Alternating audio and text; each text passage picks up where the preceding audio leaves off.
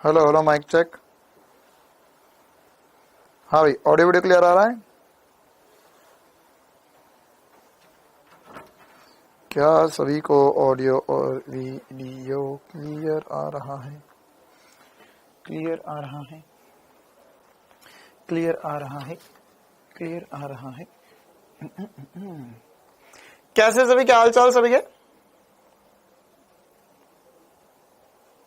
Very very good evening सभी को, very good evening सभी को। कैसे सभी? हम बढ़िया, मस्त, मजे में। चलिए, तो तरंग प्रकाश की लेक्चर नंबर 4। आज की क्लास में क्या है हमें करना? लेक्चर नंबर 4 आज की क्लास में हम क्या करने वाले? आज की क्लास में हमारे पिछली क्लास के जो थोड़े बहुत सवाल बचे थे उनको हम पहले डिस्कस कर लेंगे। उसके बाद में हमें विवर्तन और ध्रुवण का डिस्कशन करना है। ठीक है, तो कोशिश यह है कि आज वाला चैप्टर हमारा खत्म हो जाएगा। अगर नहीं होता है तो कोई बात नहीं है ना। हमको अब मॉडर्न फिजिक्स शुरू करना है, तो मॉडर्न फिजिक्स जो है वह हम मंडे से शुरू करेंगे। आपके फेस पर क्या लगा? मेरे फेस पर क्या लगा है? अच्छा, स्मार्टनेस लगी हुई है क्या? ओहो ठीक है, वो मुझे पता है, स्मार्टनेस लगी हुई है फेस पर। यही कहना चाहते थे कि और भी कुछ लगा हुआ है? चलो भाई, तो सवाल की करते हैं शुरुआत। क्या 2018 का सवाल हो गया था हमारा?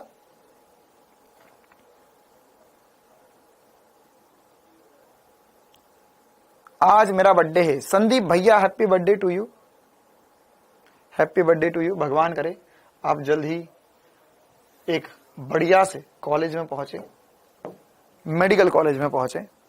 हमारा आशीर्वाद और हमारी जो अच्छी बातें हैं, हमारा जो कंसेप्ट है, वो आपके साथ है हमेशा। हाँ, ये हो गया था हमारा। ओके, ये वाला हो गया था।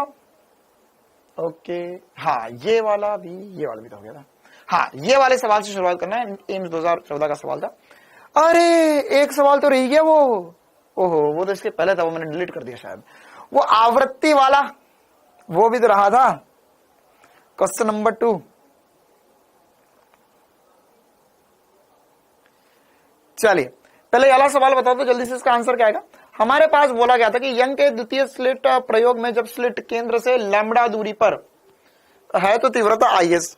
केंद्र से लैम्बडा दूरी पर है स्लिट, इसका मतलब क्या हो गया? इसका मतलब ये हुआ एक तरीके से कि हमारे पास जो पथांतर है वो लैम्बडा दिया हुआ है ना। इसको क्या मानते हुए कर सकते हैं हम कि पथांतर जो है हमें वो लैम्बडा दिया गया है।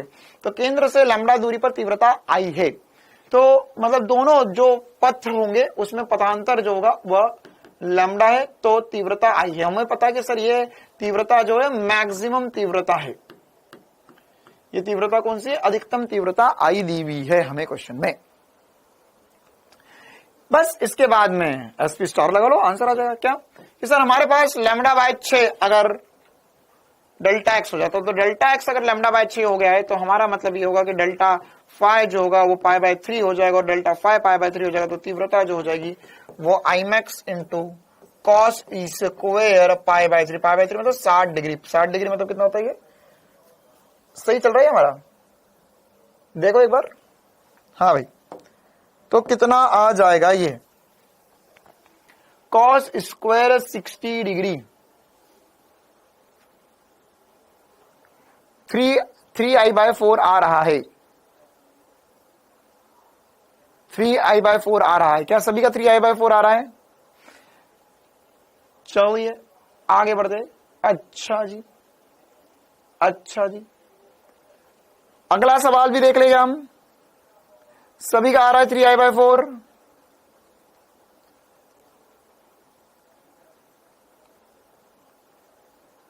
अच्छा, ये वाला सवाल बता दो। नीट 2014 का सवाल क्या कह रहा है? सवाल ये भी हो गया था क्या हमारा? इसमें मैंने आपको हिंट तो दे ही दी थी ना, लैम्बडा/4 होगा, तो इसमें डेल्टा एक्स जो है वो आपको लैम्बडा/4 दिया हुआ, तो डेल्टा एक्स, ये सेम ही सवाल हो गया। डेल्टा एक्स अगर लैम्बडा/4 दिया हुआ है तो हम यहां पर बोल सकते हैं कि डेल्टा फाइ जो होगा वो वही वाली बात है, इससे 2 pi by lambda into delta x होता है। ठीक है, तो यहाँ पे 2 pi by lambda into lambda by 4, या हम इसे पाई बाय 2 लिख सकते हैं। ठीक है, और यहां पर डेल्टा फाई आ गया, तो वही जैसे ये वाली बात लगाई वैसे ही लगाने फिर से। आई बराबर होगा I max into cos square 5/2, तो 5/2 कर देंगे सर, तो यहां पर कितना हो जाएगा। अच्छा यार एक मिनट ना, इसमें भी डिवाइडेड बाय 2 एक और रहेगा, किसी को अगर कुछ कंफ्यूजन हो तो इसको भी पहले एक बार मैं लिख देता हूं। 5/3/2 करना होगा, वैसे यहां पर भी करेंगे। आई मैक्स जो हो जाएगा वो कॉस स्क्वायर 5/2/2 मतलब 5/4 हो जाएगा, 1/√2 इसका वर्ग करेंगे तो आई मैक्स बाय 2 हो जाएगा,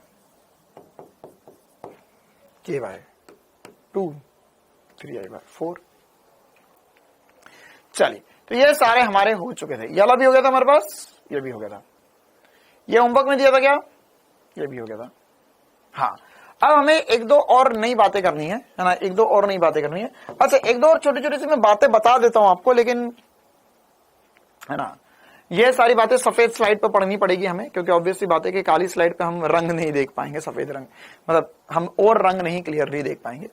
तो अब इसमें एक दो और छोटी छोटी सी बातें होती है, जिसे इसमें दिया हुआ है कि यहां पर हमारे पास एक स्लिट के सामने अगर हमने मतलब हमारे पास जो एक स्लिट थी उसके सामने हमने ग्लास की पट्टिका फंसा दी तो क्या होगा, पथांतर पर क्या फर्क पड़ेगा, पहली बात। दूसरी बात, एक इसका थ्योरेटिकल पॉइंट होता है कि हमारे पास अगर हमने व्हाइट रंग लिया तो क्या होगा, व्हाइट कलर लिया तो क्या होगा। इसका मतलब क्या होगा, देखिए एक मैं आपको फोटो से ये बात समझाता हूं, ये थ्योरेटिकल पॉइंट है पूरा का पूरा ना, कि अगर हमारे पास मान के चलो हमने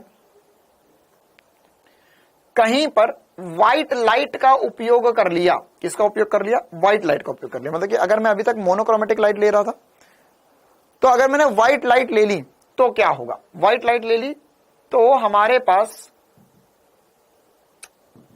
क्या दिखाई देगा, व्हाइट लाइट पे हमें क्या दिखाई देता है, तो उसको एक बार हम लेते हैं समझ। लेक्चर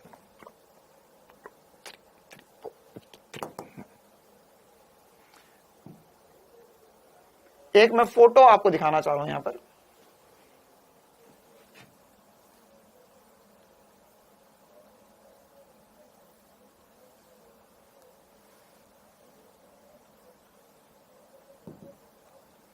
और एक और होता है थिन फिल्म इंटरफेरेंस, वो भी मतलब सिलेबस में यार उसका नाम लिखा नहीं गया है, तो आप बोलते हो तो मैं पढ़ा देता हूं उस चीज को भी। हाँ देखिए, 2-3 अब हमारे पास बातें बचती हैं। अरे कहीं तो क्लिक हो जा मेरे प्यारे,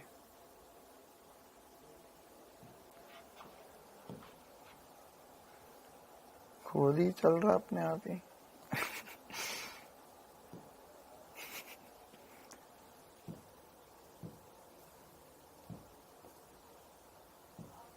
चलो देखो, ये क्या फोटो है, ये क्या फोटो है ना, ये जो आपको सामने दिख रहा है ये हमारे पास अगर व्हाइट लाइट यूज करते हैं तो, अगर हम व्हाइट लाइट यूज करते हैं तो उस कंडीशन में हमारे पास कैसा पैटर्न दिखाई देगा हमें, है ना, तो वो उसका फोटो है। बाकी मैं आपको ये व्हाइट लाइट का यूज जो है वो क्या बना है उसको मैं आपका जो फॉर्मूले वगैरह बनेंगे वो भी मैं आपको बता दूंगा अभी, ठीक है। तो 2 मॉडिफिकेशन और बचते हैं हमारे। तो देखो क्या होता है कि अगर हमारे पास मोनोक्रोमेटिक लाइट थी, जैसे अभी तक हम ले रहे थे, तो अगर हरे रंग की लाइट ली तो सर हरे रंग की फ्रिंज बनी थी, उसके बाद में एक ब्राइटनेस कम होती गई, यहाँ पे 0 हुई, फिर बड़ी फिर अधिकतम आई, फिर कम हुई 0 हुई, फिर बड़ी अधिकतम आई। तो यही पैटर्न यहाँ पर बन रहा था, यही पैटर्न यहाँ पे बन रहा था। लेकिन अगर मान के चलो मैंने व्हाइट लाइट ली, तो व्हाइट लाइट लूंगा तो व्हाइट लाइट लेने पर क्या हो जाएगा, अगर मैंने व्हाइट लाइट ली तो व्हाइट लाइट लेने पर क्या होगा, उसका मैं एक बार फॉर्मूला आपको डिराइव करके देना चाहता हूं ना। व्हाइट लाइट में क्या होगा, तो व्हाइट लाइट लेंगे तो हमारे पास जो पहला मैक्सिमा बनता है या पहला मिनिमा बनता है, दोनों में से कुछ भी देख सकते हैं, मैं मैक्सिमा पर देखूंगा, जो चीज दिखाई देगी ना वो रंग रहेंगे। तो पहला मैक्सिमा जो बनता है वो n लैम्डा डी बटा डी या लैम्डा डी बटा डी पर पहला मैक्सिमा या फर्स्ट ब्राइट फ्रिंज बनती है, ठीक है। सेंट्रल ब्राइट फ्रिंज जो बनती है, सेंट्रल ब्राइट फ्रिंज जो बनती है उसमें लैम्डा तो आता ही नहीं, वो तो y बराबर 0 पे बनती है, वो तो y बराबर 0 पे बनती है, तो उसमें मैक्सिमा तो उसमें लैम्डा का तो कोई चक्कर ही नहीं है। तो उसमें अगर मैंने व्हाइट लाइट ली तो सेंटर पे तो मुझे व्हाइट लाइट ही दिखाई देगी, देखो बीच में तो मुझे व्हाइट लाइट ही दिखाई दे रही है, बीच में तो व्हाइट लाइट ही दिखाई देगी। लेकिन अगर मैं यहां पर फर्स्ट ब्राइट फ्रिंज की बात करूं तो y बराबर होता है लैम्डा डी बटा डी। बस सर लैम्डा रेड का ज्यादा होता है वॉलेट से, मतलब कि y की वैल्यू ज्यादा होगी रेड के लिए वॉलेट से। इसका तात्पर्य ये है कि अगर हमारे पास यहां पर ये पर्दा है तो ये y बराबर 0 पर तो व्हाइट दिखाई देगा, लेकिन अब यहां पर अगर मैं देखूं तो y की वैल्यू रेड के लिए ज्यादा है, मतलब रेड ऊपर बनेगा, यहां पर रेड पट्टिका ऊपर बनेगी और वॉयलेट रंग की पट्टिका जो होगी वो यहां पर बनेगी, और इसके बीच में सारे रंग मतलब कि आपका ऑरेंज, आपका ग्रीन, पूरा विबग्योर वगैरह यहां पर बनेंगे, ठीक है। लेकिन इसमें सबसे इंपॉर्टेंट सी बात यह है जो समझने वाली, जो थ्योरेटिकल पॉइंट इसका समझने वाला, कि हमारे पास जो पहली ब्राइट फ्रिंज यहां पे बीच में डार्क बनेगी, लेकिन जो ब्राइट फ्रिंजेस बनने लगेंगी उसमें हर एक रंग की ब्राइट डार्क अपनी अपनी जगह पर अलग अलग बनने लगेंगी ना।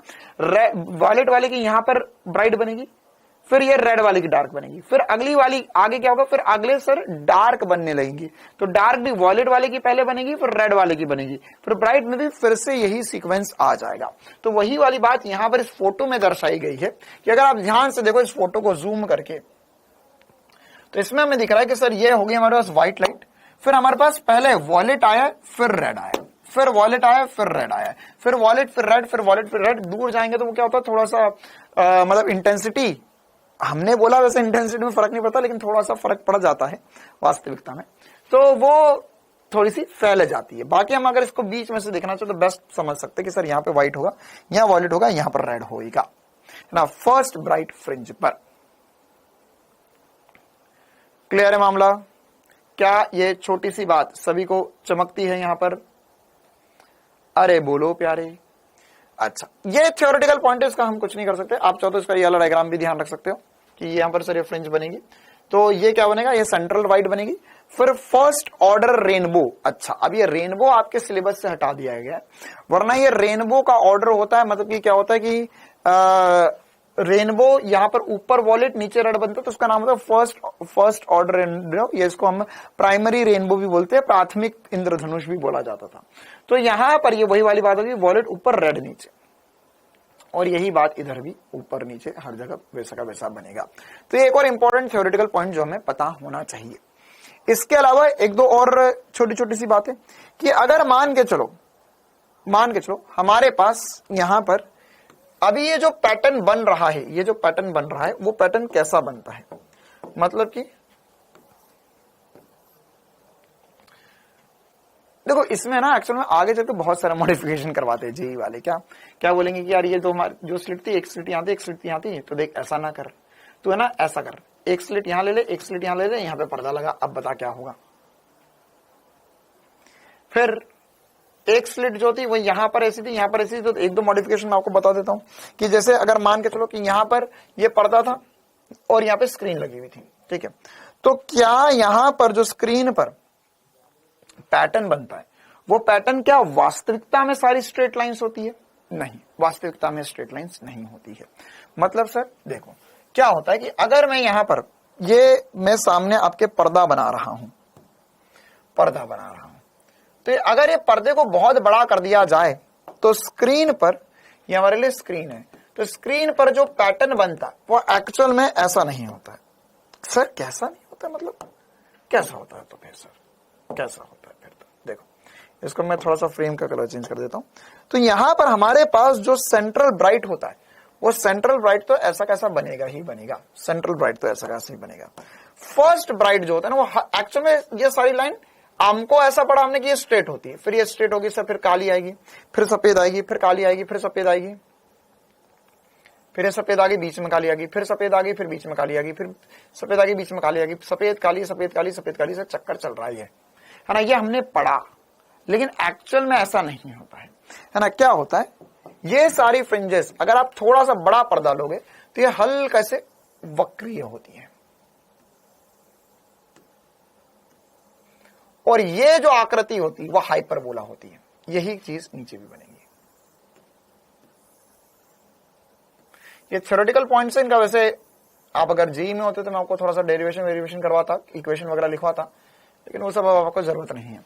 तो एक्चुअल में ये ऐसे बनते हैं, लेकिन हम जो करते हैं यूजुअली उसमें क्या होता है सर, हम अगर मान के चल यार मैं इतना पर्दा देखूं, मैं इतना देखूं, मैं इतना देखूं, कितना देखूं, मैं इतना देखूं, तो इसमें तो मुझको सारी स्ट्रेट स्ट्रेट स्ट्रेट स्ट्रेट ही नजर आ रही है। लेकिन अगर बड़ा पर्दा लिया जाए तो उसमें असल में पता चलता है कि हाँ सर, एक्चुअल में क्या होगा, बड़ी स्क्रीन दिखी जाए या थोड़ा दूर किया जाए, डिस्टेंस बढ़ाया जाए, तो हमें पता चलेगा कि एक्चुअल में पैटर्न जो है वह पैराबोला सॉरी हाइपरबोला के शेप में है, अति परवलय है। यह कैसा शेप होता है? यह हाइपरबोला या अति परवलय होता है। हाइपरबोला या अति परवलय, ये क्या सब चल रहे हैं? ये सब मॉडिफिकेशंस चल रहे हैं इसके, है ना? ये क्या एक तरीके से आप मॉडिफिकेशंस मान सकते हो। ठीक है, चलिए इसी प्रकार से फिर तो ये रॉन्ग बता रहा है ना? नहीं नहीं रॉन्ग नहीं, क्या बोल रहा हूं शबाना बिटिया, मैं क्या बोल रहा हूं, आप क्या समझ रहे हो? राजेश को क्या हो गया? टाइम टेबल 3 PM पे कर दो। राजेश बेटा हो जाएगा, चिंता ना कर, वो थोड़े दिन के लिए, अगर हमको लगता है तो हम वापस उसको रिवर्ट बैक भी कर देंगे। वैसे भी दिसंबर आ चुका है, थोड़े दिन में आपकी प्री बोर्ड वगैरह है, स्कूल वैसे भी अब बहुत कम ही जाना होगा तुम्हें। देखिए क्या बोल रहा हूं मैं यहाँ पर, ये पूरे बड़े पर्दे पर देखेंगे तो हाइपरबोला है, लेकिन स्ट्रेट यहाँ पर छोटे पर्दे पे जैसे नॉर्मली हम जो देखते हैं उसमें हमें स्ट्रेट स्ट्रेट स्ट्रेट क्यों नजर आता है? कि हम थोड़े छोटे एरिया में देख रहे हैं एक बड़ी चीज का, तो हमें स्ट्रेट नजर आता है ना? गलत नहीं है, यह अति परवलय होता है एक्चुअल में। अच्छा, इसके अलावा एक दो और छोटे छोटे से मॉडिफिकेशन हो सकते हैं।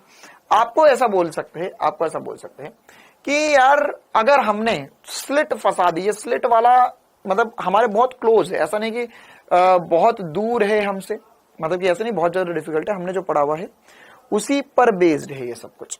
तो हमको कैसा बोलेंगे, एक बार हमको डायग्राम बता देता हूं इसका भी। देखो ऐसा कुछ कि हमें ऐसा बोला कि मेरे पास यहाँ पर स्लिट S1 थी, ये स्लिट S2 थी, और यहाँ पर ये P था ना। आज हम जो मैक्सिमम पढ़ेंगे वो व्हाइट स्लाइड पे ही पढ़ने वाले हैं, क्योंकि अभी हमें कुछ एनिमेशन वगैरह भी चीज देखनी होगी, वो व्हाइट स्लाइड पर ही देख पाएंगे ठीक से हम। तो यहाँ पर क्या होगा, अगर हमें बोला ये S1 है, ये S2 है, और यहाँ पर यह मेरे पास P बिंदु है, तो ये इसमें S1 के सामने जरूरी नहीं, मतलब इतना दूर जरूरी नहीं, यहाँ पर ही हो सकता है। ये चलो ये डायग्राम वगैरह बनाने वाले मैंने वो कंप्यूटर वाले भैया, वो क्या पता कहाँ स्लिट लगानी है, तो ये यहाँ पर स्लिट लगी हुई होती है जस्ट सामने, S1 के जस्ट सामने का स्लिट लगा देते हैं। तो क्या होता है, मतलब पैटर्न जो बनता है, पहला मैक्सिमम पहला मिनिमम जो बनता है, वो सब कुछ पर क्या होता है। तो यहां पर इसके लिए हमें एक छोटी सी बात पता, मतलब इसमें ये भी पूछ सकते कि हमें फ्रिंज विड्थ पे फर्क पड़ेगा नहीं पड़ेगा, ये सारी बातें। तो इसके लिए सबसे पहले हमें समझना होगा कि हम क्या पढ़ रहे थे और इसमें क्या परिवर्तन होगा। एक बार मैं डायग्राम बना देता हूं फिर से। तो यहां पर हमारे पास ये एक पर्दा है, यहाँ ये स्लिट है और यहाँ पे पर्दा है, और इसमें हमने यहाँ पर ये दो S1 और S2 दो स्लिटें बनाई। मैं क्या बोलना चाह रहा हूं कि यहां पर हमने एक स्लिट के सामने D मोटाई की और म्यू अपवर्तनांक की कोई एक स्लिट, ये एक कोई ग्लास स्लैब फंसा दिया, तो उससे अब हमारे पास जो केंद्र पर चमकीली ब्राइट फ्रिंज मिल रही थी, क्या वो अभी भी केंद्र पर ही मिलेगी? हमारे पास पहली दूसरी तीसरी चमकीली फ्रिंजेस जो थी वो कहां कहां पर मिलेगी? तो यहां पर यह कैसे पता करेंगे? देखो हमें पता है सर कि ये कहां पर क्या मिलेगा, वो पता चलता है y से। y बराबर होता है डेल्टा x d बटे डी में। अच्छा, तो क्या यहां पर स्लिट फंसाने से पथांतर आया, कुछ पथ में अंतर आया या नहीं आया, बस वो हमें समझना है। तो स्लिट फंसाने से कुछ पथ में अंतर आएगा या नहीं आएगा, कैसे पता करेंगे सर? देखिए यहां पर जो स्लिट है, तो इसके लिए हमें जाना पड़ेगा हमारा जो रे ऑप्टिक्स पढ़ रहे थे हम लोग, जो किरण प्रकाशिकी पढ़ा था, उसके अंदर। क्या हमें पता है सर जी कि अगर मेरे पास, अच्छा ये एक छोटी सी बात आप लोग खुद सोच कर मुझे बताएंगे कि मान के चलो कि यहां पर मेरे पास एयर थी, हवा थी, ठीक है, ये मेरे पास हवा थी, नीचे हवा है और ऊपर माध्यम में म्यू। दोनों की चौड़ाई, मतलब दोनों की चौड़ाई टीटी ले ली मैंने, अभी थोड़ा सा ज्यादा चौड़ा बना दिया समझने के लिए। तो ऊपर से भी लाइट निकली, नीचे से लाइट निकली, तो क्या मैं ये बोल सकता हूं सर ऊपर से लाइट जो है वो ऊपर से लाइट धीमी निकलेगी, नीचे से लाइट तेज निकलेगी? अरे समझ पा रहे हो? ऊपर से लाइट अब माध्यम है, उसका अपवर्तनांक अलग है, तो उसमें लाइट धीमी निकलेगी, नीचे से लाइट तेज निकलेगी। नीचे से लाइट कितनी स्पीड से निकलेगी? नीचे से लाइट निकलेगी सर सी स्पीड से, ऊपर से निकलेगी सी बटा म्यू से। ऊपर से लाइट किससे निकलेगी? सी बटा म्यू से निकलेगी। ठीक है, अच्छा, दोनों ही कंडीशन में आवृत्ति तो समान रहेगी, आवृत्ति तो समान रहेगी। तो इसमें जितने लैम्डा इसके आएंगे उतने लैम्डा इसके नहीं आ पाएंगे, नहीं आ पाएंगे सर। अब यहां पर ये अलग अलग हो गया। तो मैं कैसे, मैंने बोला कि भैया ये इतनी दूरी जो तय करेगी कितने समय में तय करेगी, तो उतने ही समय में, अब ध्यान से सुनना मेरी इस बात को, तो क्या मैं ऐसा बोल सकता हूं कि अगर चल ऐसा समझते, मान के चल कि यहां पर से 3 सेकंड में कुछ दूरी तय करी, तो क्या ये वही चीज यहां पर ज्यादा तय कर जाएगी? अगर मैं 3 सेकंड में लाइट गुजार रहा हूं, है ना, मैंने सोचा समान समय के लिए देखते, तो समान समय के लिए लाइट जो है ग्लास में से गुजरी, समान समय के लिए लाइट पानी में से गुजरी, तो पानी में से गुजरेगी सर, तो वहां पर वो ज्यादा दूरी तय कर जाएगी, है ना। या फिर मैंने कि हवा में से गुजार दो, तो हवा और विरल है सर, तो वो और ज्यादा दूरी तय कर जाएगी, और ज्यादा दूरी तय कर जाएगी। देखो बेसिकली हमारा मेन मुद्दा है पथांतर, पथ में अंतर प्राप्त करना, कि पथ में अंतर आया या नहीं आया। तो यहां पर अगर ज्यादा स्पीड है तो दूरी ज्यादा तय कर जाएगी, दूरी ज्यादा तय कर जाएगी। तो इन दोनों की दूरियां में क्या क्या लिख सकता हूं, दूरी क्या लिख सकता हूं? तो सर इसमें जो दूरी टी समय में, आप इसको ऐसा समझ सकते हो कि निश्चित समय में, अच्छा याद ध्यान रखना, ये टी जो है मैंने क्या बोला था, इसकी चौड़ाई बोला था, इसमें कैपिटल टी बोल देता हूं। कैपिटल टी समय में माध्यम में अगर, है ना, तो अच्छा मैं इसको ऐसा भी कर दूं क्या यार, तो थोड़ा सा क्या समझने में आसान हो जाएगा। अगर इसकी स्पीड को v बोल देते, इसको म्यू v बोल दूंगा मैं, म्यू इंटू v बोल दूंगा, ताकि थोड़ा सा समझने में आसान हो जाए। म्यू गुना v हो गई स्पीड। तो मैं बोल सकता हूं कि सर अगर t समय में इसमें कुछ दूरी तय करी, इसमें दूरी तय करी, तो t समय में दूरी अगर मैंने कुछ यहां पर कैपिटल D बोल दी, तो उतने ही t समय में क्या मैं हवा में t समय में दूरी माध्यम में लिख देता हूं। ये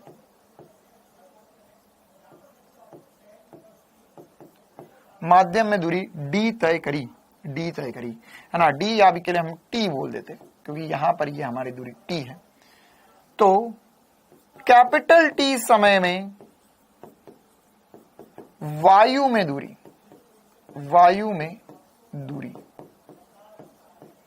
तो मैं बोल सकता हूं सर कि यहां पर मेरा वेग जो है वो म्यू गुणा हो गया है, तो यहां पे दूरी म्यू इंटू टी हो जाएगी,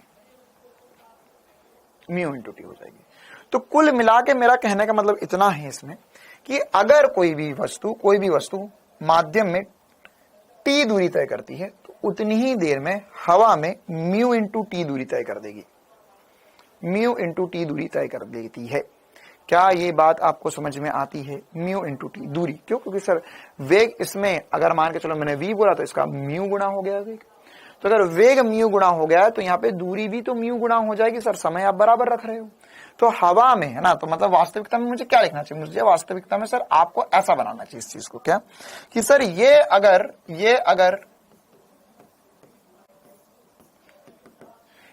अगर माध्यम है, मैं थोड़ा डिटेल में इस चीज को समझा रहा हूं आपको, बाकी 90% मतलब ऐसा हो सकता था कि मैं तुम्हें फॉर्मूला बता के आगे बढ़ जाऊं, लेकिन समझ लेते हैं, हमारे पास अभी समय भी है और हम समझदार हो चुके हैं। तो मैं ऐसा बोल सकता हूं कि सर ये माध्यम है, तो उसको रिप्लेस करने के लिए या उसको हटाने के लिए मुझे इतनी हवा लगेगी। कितनी हवा लगेगी, है ना, मुझे लगेगी टी इंटू म्यू हवा, मुझे लगेगी टी इंटू म्यू हवा। क्या बोल रहा हूं? ये अगर t है, तो ये वाली जो दूरी होगी, ये अगर दूरी t थी, तो ये वाली दूरी होगी t इंटू म्यू। कितनों को ये बात समझ में आ गई कि अगर मान के चलो मेरे पास यहाँ पे 2 मिलीमीटर का ग्लास स्लैब है, तो उसको हटाकर मुझे अगर वहां पे हवा डालनी है, तो 2 मिलीमीटर नहीं सर, मुझे 2 इंटू म्यू मिलीमीटर की हवा डालनी पड़ेगी, तभी वो उसके तुल्य आएगा। इस तुल्य को हम एक शब्द भी बोलते हैं, इसको बोलते हैं ऑप्टिकल पाथ या प्रकाशिकीय पथ। क्या बोलते हैं हम इसे? प्रकाशिकीय पथ। ये इसका यहां पर लिख देते हैं, यह उस माध्यम का प्रकाशिकीय पथ कहलाएगा।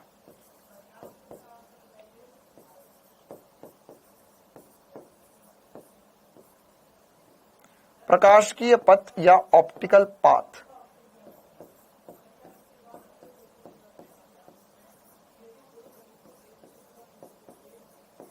ऑप्टिकल पाथ, ठीक है। मतलब क्या होगा कि ये अगर मैंने 2 मिलीमीटर कांच को हटाया तो उसकी जगह मुझे कितनी हवा रखनी पड़ेगी, तो ज्यादा हवा रखना पड़ेगी। तो उन सब का ये वाले कंसेप्ट से क्या रिलेशन है, बस ये रिलेशन है यहां पर कि मान के चलो मैं इसमें अगर मैं अंतर देखूं कि सर ये डिफरेंस कितना आया, तो मैं लिख सकता हूं ये डिफरेंस जो होगा सर, ये डिफरेंस आ जाएगा मेरे पास mu into T minus T, या टी कॉमन लेके म्यू माइनस 1 आ जाएगा। तो मैं कुल मिलाकर ऐसा समझ सकता हूं कि देखिए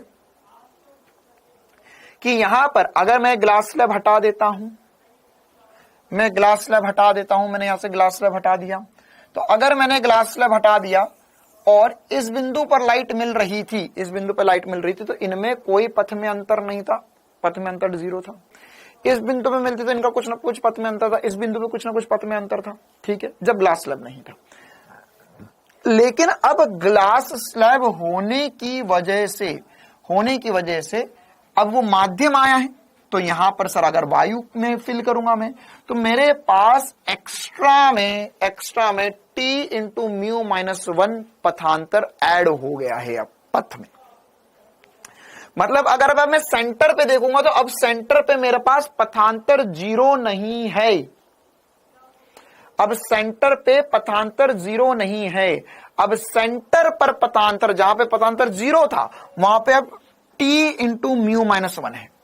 तो कुल मिलाके छोटे शब्दों में कहानी कुछ बस इतनी बचती है कि अब मेरे पास किसी भी बिंदु पर जो डेल्टा एक्स लिखूंगा मैं, तो मेरा जो डेल्टा एक्स होगा वो डेल्टा एक्स तो सर एन लैम्डा 2n-1 बटे में 2 लैम्डा मैक्सिमम मिनिमा के लिए तो होगा ही होगा, लेकिन उसमें अब मुझे ये ऐड करके रखना पड़ेगा। मतलब इसकी वजह से ये एक एक्स्ट्रा डेल्टा एक्स आ गया है, ठीक है। तो मैं अब यहां पर कुल मिला के ऐसा बोल सकता हूं कि यहां पर मेरे पास जो y की वैल्यू होगी मेरे पास y बराबर होगा t into mu minus 1 capital D बटा D plus delta x D बटा D, है ना। ये डेल्टा एक्स किसका, ये मैक्सिमम मिनिमा का जो आएगा वो आएगा ही आएगा, लेकिन ये एडिशनल डेल्टा एक्स आ गया, किसका डेल्टा एक्स आ गया, स्ट्रिप का, ठीक है। तो यहां पर क्वेश्चन में स्टेटमेंट में क्या क्या बोला जाएगा, क्वेश्चन में स्टेटमेंट में ये बोला जाएगा कि अगर हमारे पास जो ट्यूबलाइट है जिनके भेजे में बात नहीं घुस रही है, उनके लिए फिर से एक बार दोहरा रहा हूं, ध्यान से सुनना, है ना। मेरी गलती भाई, मैंने ज्यादा समझा दिया, है ना।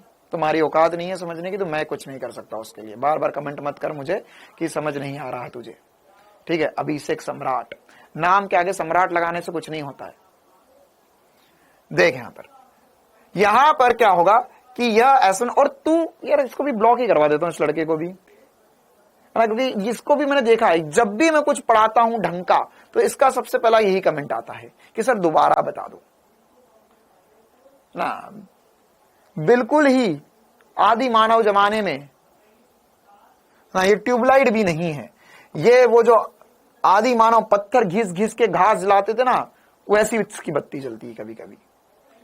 देखो क्या होगा, फिर से समझ ले मेरे भाई, ये S1 होगा, ये S2 होगा ना। तो आसान चीज जो थी, कल वाली चीज समझ में आ गई। कल वाला होमवर्क क्या, अभिषेक सम्राट, okay very good, I have a good idea now, just a minute everyone, let us do permanent solution. I believe only in permanent solution. नहीं, ब्लॉक नहीं करेंगे रोहित बेटा, ब्लॉक नहीं करेंगे। अब मेरे पास एक और नया सॉल्यूशन आया है। अभिषेक बेटा, अब मैं आपकी आईडी निकालूंगा और मैं पहले ये देखूंगा कि आपने कल का कितना होमवर्क, कहां गया, हाँ ये रहा, ठीक है।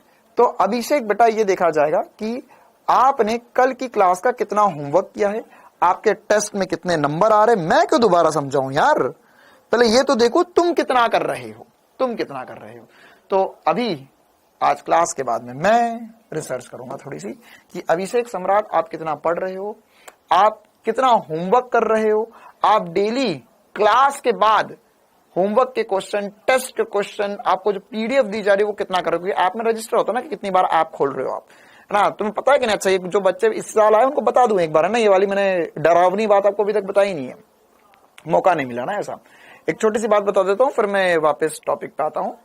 है ना। आप डाउटनेट की ऐप में, है ना, कुछ लोग बहुत ध्यान से सुन लो, डाउटनेट की ऐप में आप जो आपका नाम है, उस नाम के सामने एक आपकी स्टूडेंट आईडी दिखती है मुझे कमेंट में, वो स्टूडेंट आईडी अगर मैं सिस्टम में डालता हूं तो सिस्टम में डालने पर आपने एक दिन में ऐप कितनी बार क्लिक करा, कितनी बार खोल के, क्योंकि डाउटनेट की ऐप तुझे क्या लग रहा है कि डाउटनेट की ऐप तुम्हारी है, अरे भाई सिस्टम है हमारे पास पूरा, है ना। तो उस डाउटनेट की ऐप में तुमने कितनी बार क्लिक किया, क्लिक करने के बाद में तुमने कहां कहां पे टच किया कि अच्छा तुमने ये खोला, उसके बाद में ये खोला, उसके बाद में ये डाउट पूछे तुमने, उसके बाद में ये वाली क्लास देखी, इतने मिनट देखी, इतनी मिनट पे तुमने ये कमेंट किया था, तुमने क्लास छोड़ दी, तुम क्लास वापस आए, तुमने पुराने रिकॉर्डेड वीडियो देखे, तुमने टेस्ट दिया, तुमने कौन से क्वेश्चन का वीडियो सॉल्यूशन देखा, किसका नहीं देखा, कौन से होमवर्क पे सबमिट किया, कौन सा होमवर्क सबमिट नहीं किया, सब कुछ मैं निकाल सकता हूं, सब कुछ, सब कुछ, है ना। मतलब कि तुमने डाउटनेट की ऐप पे क्लिक करने के बाद में कहां कहां टच किया स्क्रीन पर,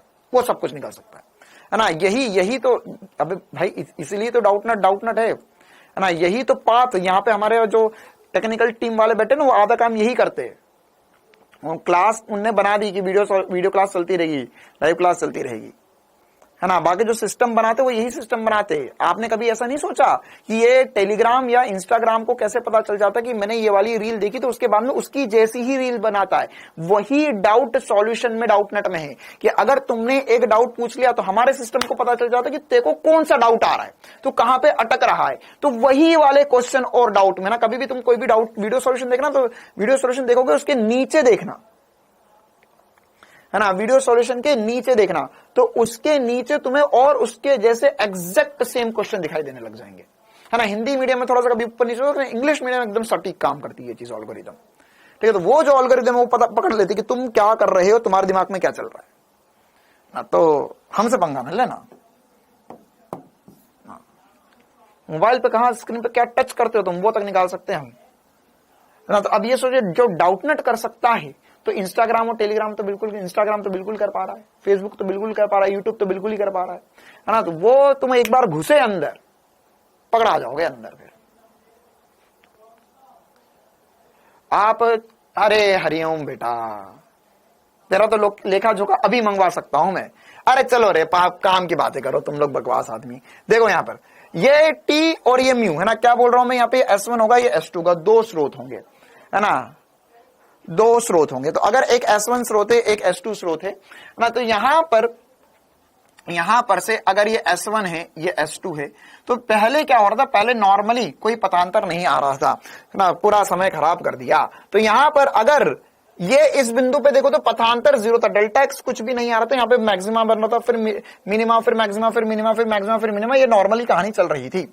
लेकिन अगर मैंने यहाँ पे स्लिट लगा दी, तो स्लिट लगाने से क्या होगा, अगर मैंने एक स्लिट ऊपर वाले में लगाई तो इसका मतलब क्या हुआ, इसका मतलब ये हुआ कि, इसका मतलब ये है कि अगर आपने ये स्लिट लगाई तो इसकी वजह से एक नया पथांतर बन गया। क्यों बन गया, क्योंकि जब हमारे पास वायु थी तो वायु में जो लाइट है वो कुछ दूरी तय कर रही थी। अब ये माध्यम आ गया, तो माध्यम में देख, यहां से वो दूरी तो बराबर ही है जितनी थी, यहां से मान ये यहां पर ये 3 मीटर था, ये 4 मीटर दूरी थी, तो 3 मीटर तो 3 मीटर ही है। लेकिन अब तूने क्या किया, यहाँ पे ग्लास स्लिट लगा दी या कांच की एक पट्टिका लगा दी, तो वो 3 मीटर जो है वो एक्चुअल में 3 मीटर में एक्स्ट्रा दूरी जुड़ गई है, क्योंकि वहां पर क्या कि हम वायु में सॉल्व कर सकते हैं, है ना। यहां पर क्या होगा, यहां पर हम वायु में सॉल्व कर सकते हैं, तो वायु में सॉल्व कर लोगे तो क्या होगा, इसका मतलब वायु में सॉल्व कर लेते, इसका मतलब क्या होता है कि यहां पर अगर हम वायु ना रखें, है ना, यहाँ पे ग्लास रख देते, तो ग्लास की जगह हमें वायु रखना है, तो वो जो होगा वो एक एडिशनल पथांतर दे देता है, जो कि होता है T इंटू म्यू माइनस 1 पथांतर दे देता है। बस अब आपको कुछ नहीं करना है, अब आपके लिए क्या आना चाहिए, अब आपके लिए यहां पर, है ना, अगर हमें कोई भी पॉइंट पे मैक्सिमा मिनिमा निकालना है, या हमें पता करना है कि यहां पर सेंटर पॉइंट पे क्या हो रहा है, तो देखो अब सेंटर पॉइंट पे क्या होगा, तो अब यहां पर जो सेंटर पॉइंट होगा, तो सेंटर पॉइंट पे अब मेरे लिए डेल्टा एक्स 0 नहीं है। अगर मैं सेंटर पॉइंट लूंगा तो सर ये तो 0 हो जाएगा, लेकिन यहां पर मेरे पास T इंटू म्यू माइनस 1 की कुछ ना कुछ वैल्यू आएगी, तो वो एडिशनल पथांतर देगी हमें। ठीक है, तो ये वही वाली बात अगर आपको स्टेटमेंट में लिखना चाहो तो यहां पर लिखी हुई है कि पथांतर जो होगा वो mu minus one into t add हो जाएगा, जिसकी वजह से अब कलांतर जो आ जाएगा, आप कलांतर भी लिख सकते हो, तो कलांतर का 2 pi by lambda into mu minus one into T. केंद्र फ्रिंज जो है वो थोड़ी विस्थापित हो जाएगी, केंद्र फ्रिंज जो होगी वो विस्थापित हो जाएगी। ये वही वाली बात मैंने यहां पे लिखी है आपको कि ये वाली जो दूरी होगी वो केंद्र फ्रिंज विस्थापित हो जाएगी। तो इसमें यह होगा कि स्लिट लगाते ही हमारी जो केंद्र फ्रिंज है वो केंद्र फ्रिंज जो है ऊपर खसक जाएगी। तो ऊपर खसक जाए तो कितना ऊपर खसकेगी, ये वाली दूरी है ना, केंद्र फ्रिंज का विस्थापन, सेंट्रल ब्राइट फ्रिंज का विस्थापन है ना। तो यहां पर सेंट्रल ब्राइट फ्रिंज का विस्थापन जो होगा वो कितना हो जाएगा, ये y बराबर हो जाएगा t into mu minus one into D बटा डी। ये क्या है सर, ये देख सेंट्रल पे तो डेल्टा एक्स 0 था, तो ये वाला पद तो 0 होगा। अब यहां पर ये t into mu minus one D by D आ जाएगा। तो इसका मतलब ये हुआ कि यहां पर जो सेंटर पे जो ब्राइट फ्रिंज बननी थी इसकी भी कुछ ना कुछ वैल्यू आएगी ना, टी की वैल्यू देंगे, म्यू की वैल्यू देंगे, कुछ ना कुछ देंगे, सॉल्व करोगे। तो इसका मतलब कि पूरा सिस्टम सेंट्रल ब्राइट ऊपर खसक गई। तो अगर सेंट्रल ब्राइट ऊपर खसक गई तो सब में ये वाला पद ऐड हो जाएगा। तो कुल मिला के आप ऐसा समझ सकते हो कि अगर आपने ऊपर स्लिट फंसाई तो ये पूरा का पूरा सिस्टम, अगर मान के चल सामने सेंट्रल ब्राइट आ रही थी, सारी चीज आ रही थी, तो ऐसा कैसा ऊपर खसक जाएगा।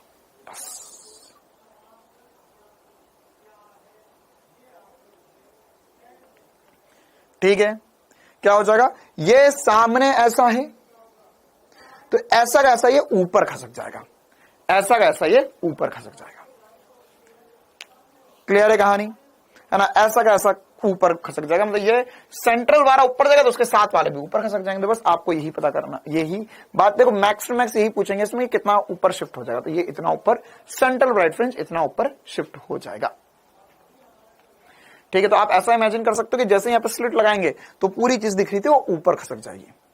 नीचे लगाओगे तो नीचे की तरफ लगाओगे, ये ऊपर लगाओ नीचे लगाओ तो शिफ्ट तो होगा ही होगा, डेल्टा एक्स तो आएगा ही आएगा। ठीक है, दोनों तरफ लगाओगे तो दोनों का ऐड करना पड़ जाएगा, दोनों तरफ लगाओगे तो दोनों का ऐड करना लग जाएगा। ठीक है, तो इसमें एक सवाल कर लेते जो हमारे पास था क्वेश्चन।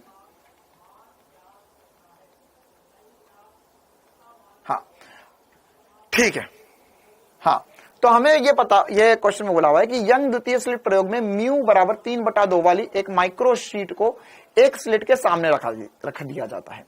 इस शीट की न्यूनतम मोटाई कितनी होनी चाहिए ताकि पर्दे के केंद्र पर प्राप्त तीव्रता अधिकतम तीव्रता की आधी प्राप्त हो, है ना, मतलब पर्दे के केंद्र पर तीव्रता आधी हो जाए, पर्दे के केंद्र पर तीव्रता आधी हो जाए।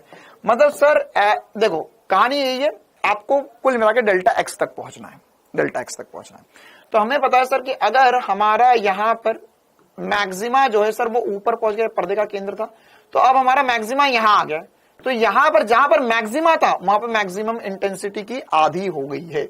तो अगर मैं इस बिंदु पर देखूं तो मेरे को ये पता चल जाएगा कि कितना ऊपर शिफ्ट हुआ है। ये वाली दूरी निकाल दूंगा तो उससे मेरा डेल्टा एक्स वगैरह आ जाएगा। तो कितना ऊपर शिफ्ट हुआ है ये पता करने के लिए हमें पता चल गया सर कि तीव्रता आधी हो गई है। इसका मतलब क्या हो गया सर, तीव्रता आधी हो गई है, इसका मतलब देखो क्या मैं पूरा उल्टा कर सकता हूं, तीव्रता आधी हो गई मतलब इसका फाई का मतलब जो होगा सर वो π/4 हो जाएगा, और डेल्टा एक्स जो होगा वो लैम्बडा बटा 8 हो जाएगा। क्या मैं ये बातें बोल सकता हूं, है ना, लैम्बडा बटा 1 मिनट π/आधा हुआ है तो मतलब π/2, अच्छा सर यहाँ पे π/2 होगा, और मैं यहाँ पे अच्छा ये कैसे निकाल रहा हूं मैं सब कुछ, ये मैं उल्टा कर रहा हूं क्या कि अभी तक मेरे को फाई पता होता था, मैं आई निकालता था, अब मुझे ये वाला फॉर्मूला लगाना है, आई बराबर आई मैक्स जो है cos स्क्वायर π/2। ठीक है, तो अब एक तरीके से मैं क्या कर रहा हूं, अब मैं फाई निकालूंगा उससे डेल्टा एक्स आ जाएगा, तो यहां पर कितना हो जाएगा, ये वही वाली बात है सर, आई बटा 2 करना पड़ेगा, तो ये हो जाएगा आई मैक्स का आधा, अभी हमने सॉल्व किया उसका जस्ट उल्टा कर रहे हैं अब हम, cos स्क्वायर π/2, तो यहां पर आई मैक्स से आई मैक्स कट जाएगा, इस पर रूट आ जाएगा 1/√2, या ये मैं कुल मिला के फाई की वैल्यू पाई बाय 2 रख सकता हूं। अभी हमने इसको सॉल्व भी किया था, है ना, आते ही भी सॉल्व किया था, कल की क्लास में भी सॉल्व किया था, और इससे हमने पता करा था कि यहां पर डेल्टा एक्स जो होगा वो लैम्डा बटा 4 हो जाएगा। ये हमने पता कर लिया था। अरे ये तो मैंने तुम्हें बताया 50 बार कि मैक्स टू मैक्स यही आता है कि इंटेंसिटी जो है वो आधी होगी। तो इंटेंसिटी आधी कहां होती है, वहां पे phi lambda by pi by 2 हो जाता है, तो डेल्टा एक्स लैम्डा बाय 4 हो जाता है। ठीक है, अच्छा, तो क्या ये आंसर आ गया? नहीं, ये आंसर नहीं। हमें क्या पूछा भाई कि वहां पे जो फ्रिंज है या जो हमने जो स्लिट फंसाई है या हमने जो कांच की पट्टिका फंसाई है उसकी मोटाई कितनी होनी चाहिए।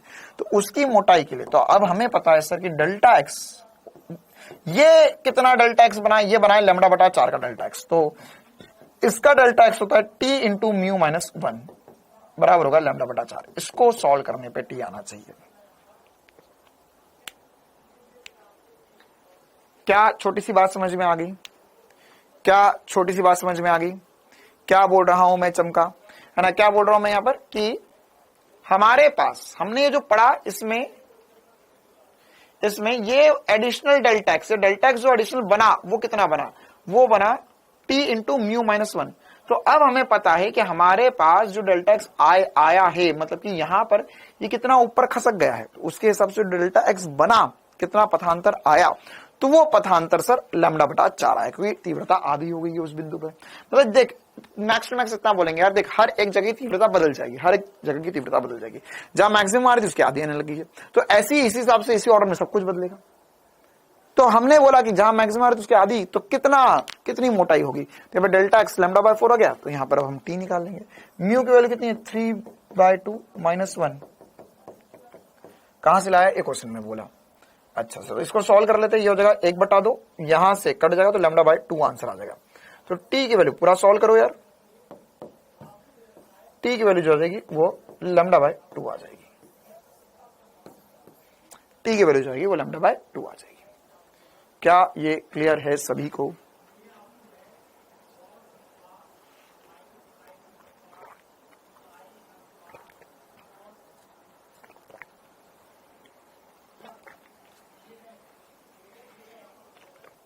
आपको अगर ऐसा पूछ लेता तो कितना ऊपर शिफ्ट हुआ है, तो उसके लिए फिर y निकालता, कितना ऊपर शिफ्ट हुआ है। तो ये हो जाता t की वैल्यू आ चुकी है, या डेल्टा एक्स हमारे पास हो गया लैम्डा बाय 4 d बटा d, ये डेल्टा एक्स आ गया। तो देखो अब क्या होगा, यह मतलब कि जहां पर पहले हमारा मैक्सिमम बन रहा था वो पूरा का पूरा maximum lambda by 4 d by D दूरी शिफ्ट हो चुका है, वो पूरा का पूरा ऊपर शिफ्ट होगा। हाँ, इसमें ये नहीं निकालना है ना, इसमें तो बस ये पूछा कि ये जो स्लिट है इसकी मोटाई कितनी होगी, जो वहां पे कांच की पट्टिका फंसाई है उसकी मोटाई कितनी होगी, ये पूछा है बस। क्या ये छोटा सा कंसेप्ट क्लियर है सभी को? कोई भी डाउट हो तो पूछ लो।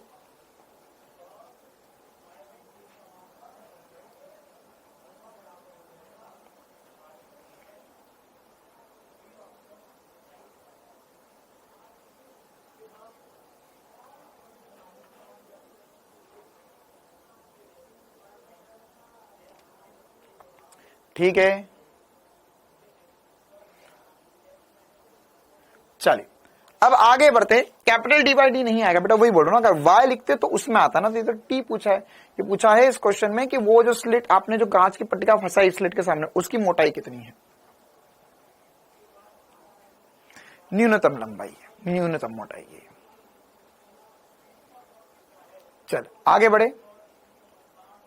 हाँ भाई, तो ये थोड़ा सा डिफिकल्ट या टिपिकल कॉन्सेप्ट होता है जब हमने पढ़ लिया। अब हम वापस से नॉर्मल नीट की तरफ जा रहे हैं। अब ये सोचो भाई, तुमसे जब तुम्हारी इतने में हालत टाइट हो जाती है, बिल्कुल ही मतलब ऐसे हाथ पांव फूल जाते, तो अगर इसमें और थोड़े मॉडिफिकेशन पढ़ाया जाए तो क्या हो तुम्हारा, है ना। तो जेई में यहां से शुरुआत होती है ना। जेई में कभी भी ये जो स्टार्टिंग के वाले सवाल थे वो बहुत ही कम आते हैं, इसके आगे वाले जो सवाल है वो सब पूछे जाते हैं, और तुम्हें लगता है कि तुम्हें फिजिक्स बहुत कुछ आने लग गया है। देखो हाँ, वो बात है कि नीट के लेवल का आने लग गया, तो इसलिए मैं बार बार रिपीट भी करता हूं ये चीज को कि जब भी आप क्वेश्चन सॉल्व करो, कहीं से भी सॉल्व करो, तो ये बात श्योर करो कि वहां पर नीट लेवल के ही क्वेश्चन हो। तो यहां से अगर थोड़ा भी ऊपर चले गए तो हाथ पांव सब फूल जाएंगे, समझ नहीं आ पाएगा कि सर कहां से सांस ले, सर कुछ नहीं समझ आ रहा है। ठीक है, तो इसलिए बहुत ज्यादा इंपॉर्टेंट है कि एग्जैक्ट नीट लेवल तक ही सवाल सॉल्व किया जाए। लास्ट वाला कैसे हुआ, लास्ट वाले में कैसे हुआ बेटा, ये वही वाली बात है ना, फिर से एक्स्ट्रा बता दिया तो तुम फिर भूल रहे हो। क्या बोल रहा हूं मैं यहाँ पे, ये वाई क्या होता है, वाई मतलब कि इसका सेंट्रल मैक्सिमा कितना ऊपर गया, ये पूछा नहीं है क्वेश्चन में। तो वाई बराबर होता है डेल्टा एक्स डी बटा डी होता है। तो डेल्टा एक्स कितना आता है, डेल्टा एक्स देख पाई बाय लैम्डा बाय 4 आया था, तो लैम्डा बाय 4 डी बटा डी।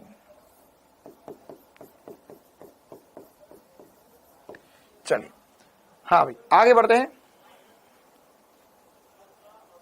नीचे लाना हो तो क्या होगा, नीचे वाली स्लिट में कर दोगे तो नीचे की तरफ खिसकता है वो, ऊपर वाली स्लिट में करोगे तो ऊपर खिसकता है, नीचे वाली स्लिट में लगाओगे तो नीचे की तरफ सेंट्रल मैक्सिमा शिफ्ट हो जाता है।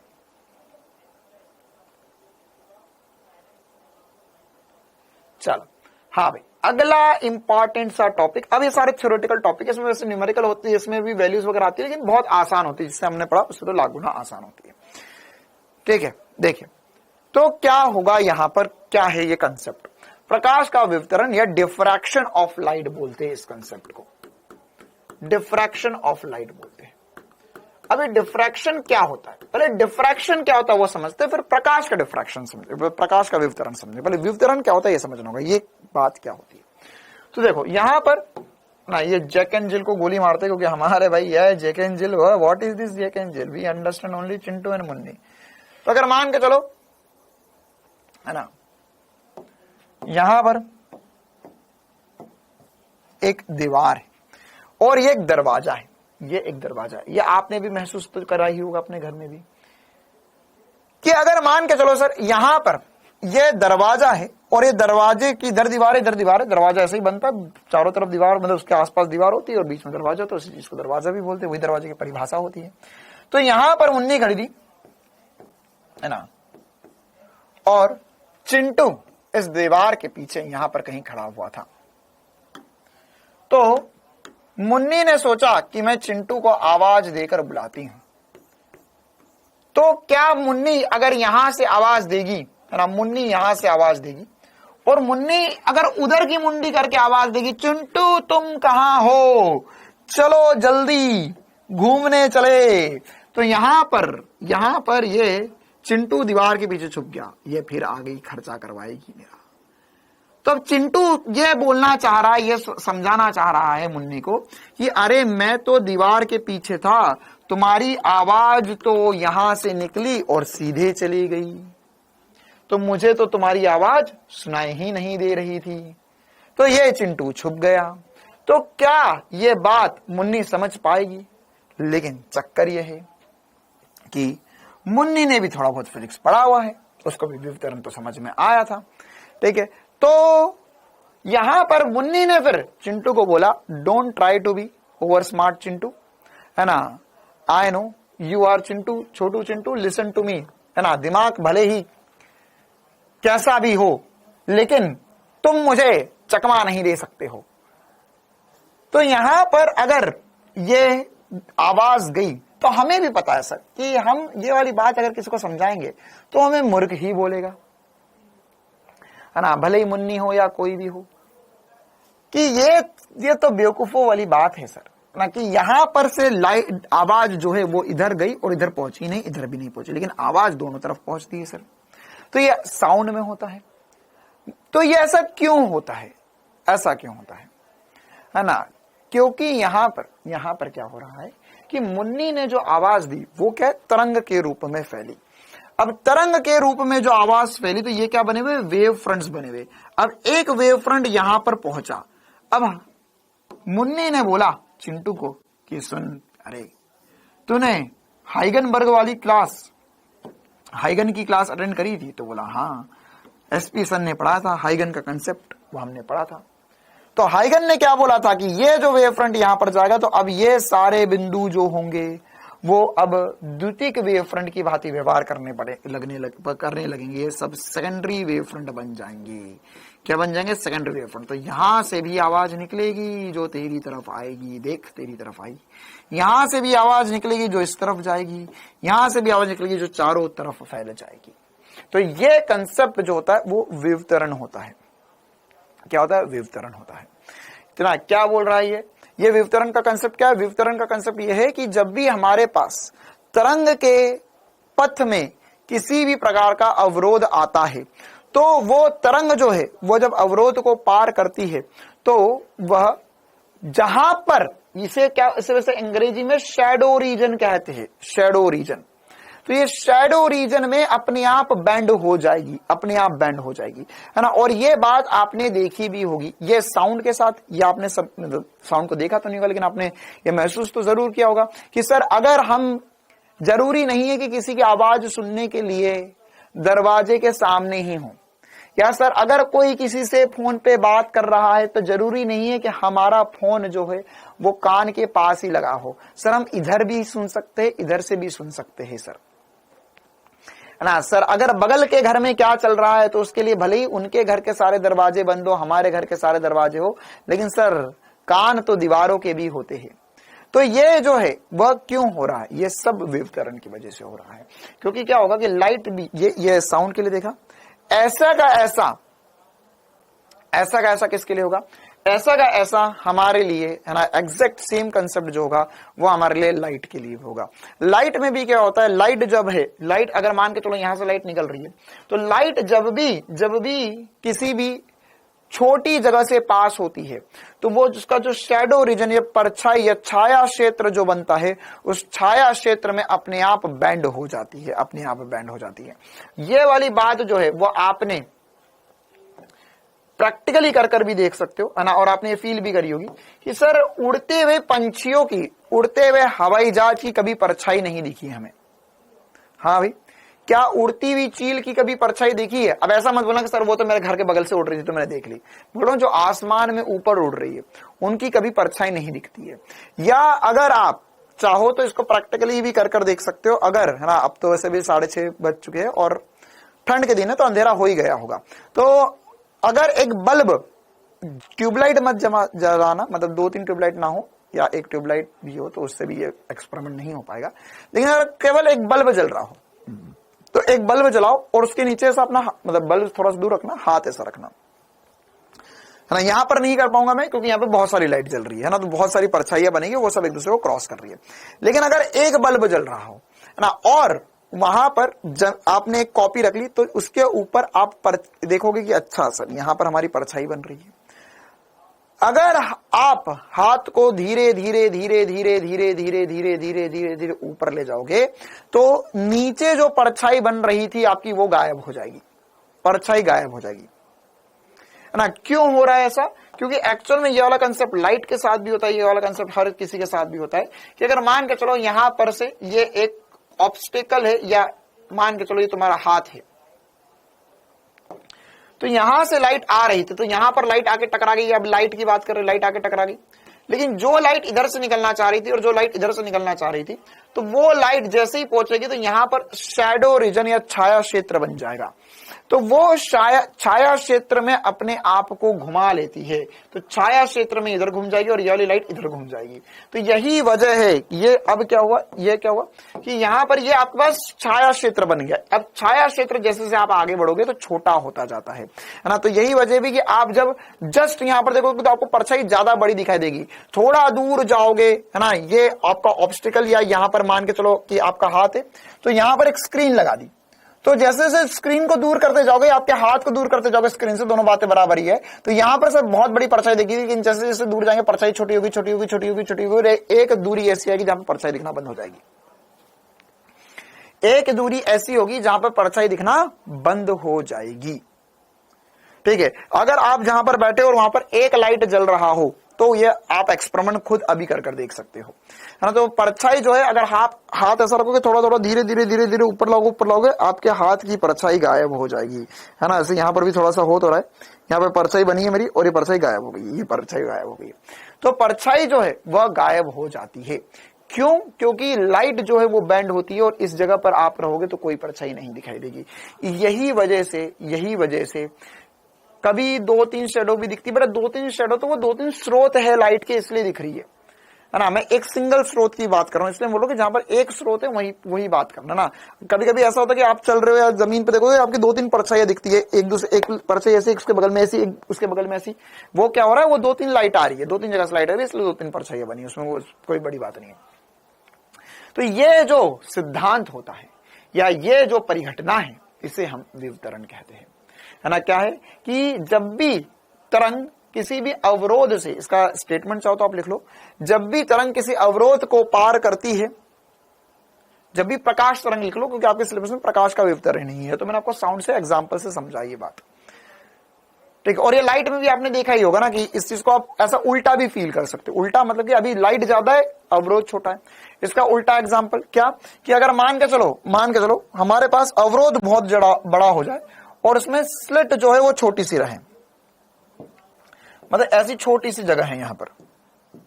एक मिनट, स्टेटमेंट लिखवा रहा हूं मैं, पहले वाली बात भी कंप्लीट कर दूं मैं, कि अगर सर हमारे पास जगह छोटी सी हो जाए और अब लाइट आ रही है, जैसे दरवाजा कहीं पर है ना, और वहां पर दरवाजा जो है वो सर वो बंद है, और अगर दरवाजे को हल्का सा खोल दिया जाए तो आप जस्ट दरवाजे के यहां पे देखोगे तो बहुत कम लाइट आएगी, लेकिन जैसे जैसे आप दूर जाओगे दरवाजे से तो लाइट बढ़ती जाएगी ना। इसके आपने कुछ जैसे फोटो वगैरह भी में देखा होगा कि दरवाजा इतना सा खुला हुआ था, लेकिन जैसे हम दूर जा रहे तो लाइट जो है वो ज्यादा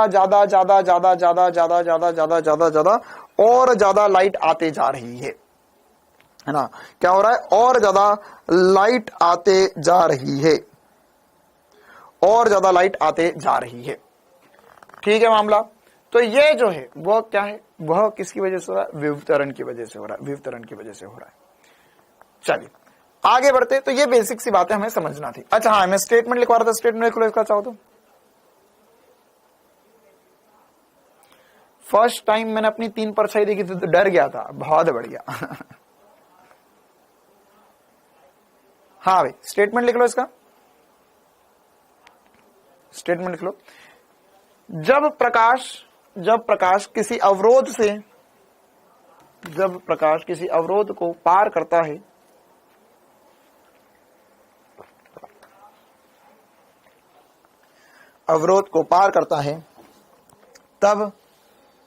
तब यह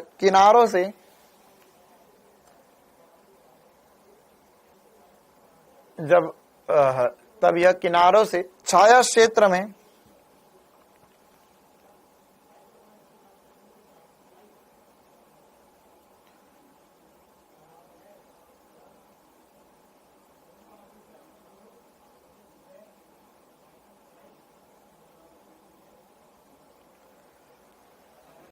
यह छाया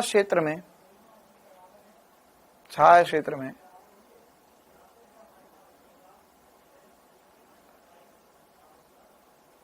घूम जाता है,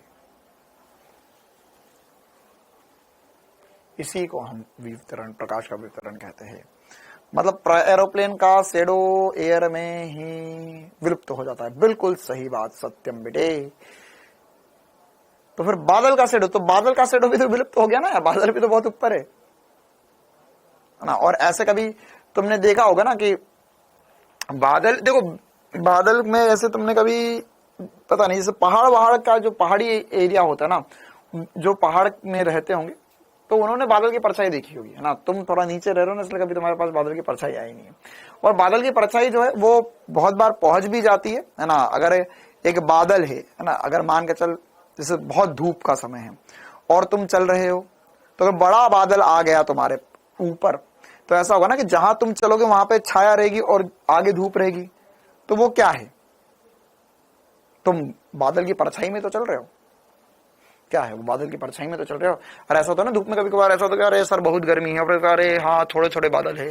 फिर हम कभी कभी ऐसा सोचते हैं कि ये परछाई जो बादल जहां छाया दे रहा मैं वहां पर चल जाऊं, है ना। या कभी ना कभी तुमने ऐसा ट्राई जरूर किया होगा कि तुम चल रहे थे और एकदम से बादल की, है ना, जो बादल थे उसकी छाया तुम्हारे ऊपर पड़ गई।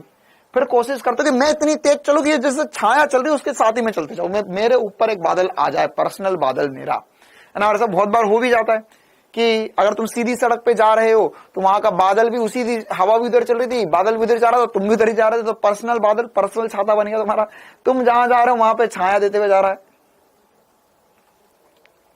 चलिए, ये भी वही एग्जांपल है कि यहां पर जब स्लिट होता है तो लाइट जो है वो किस और छाया क्षेत्र में बैंड हो गया। ये यहां पे अवरोध था तो लाइट छाया क्षेत्र में बैंड हो गया। अच्छा, अब इसमें एक और इंपॉर्टेंट सी बात है, क्या कि जितना छोटा स्लिट होता है, जितना छोटा स्लिट होता है, बैंड उतना ज्यादा होता है, बैंड उतना ज्यादा होता है ना। अगर मान के चलो हमारे पास ये स्लिट है तो स्लिट थोड़ा बड़ा है, या यहां पर ये जो छिद्र है वो बड़ा है, तो ये यहां से लाइट बैंड हुआ लेकिन ये कम बैंड हुआ। लेकिन स्लिट अगर छोटा होगा तो बैंड ज्यादा होता है, बैंड ज्यादा होता है। और यह कितना बैंड हो रहा है, कब, वही सब कुछ अब हमें पढ़ना है, और उससे बन क्या रहा है असल में यह हमें समझना है। तो देखो क्या होता है कि हमारे पास अगर एक सिंगल स्लिट होता है, हमारे पास सिंगल स्लिट होता है, तो सिंगल स्लिट में देखो ये सिंगल स्लिट है। अब मैं यहां पर लाइट ऑन करने वाला हूं, तो यहां पर अभी तो वेव फ्रंट्स के रूप में समझ रहे हैं हम ना, वेव फ्रंट्स के रूप में समझेंगे हम यहां पर। तो अगर ये सिंगल स्लिट है तो सिंगल स्लिट में क्या होगा सर जी, सिंगल स्लिट में लाइट आई, और ये लाइट जो है देखो आप देख सकते हो इसको, हाँ सर ये ऐसी फैल रही है, वेव फ्रंट्स बन रहे हैं सर इसके, ये फैल रहे हैं।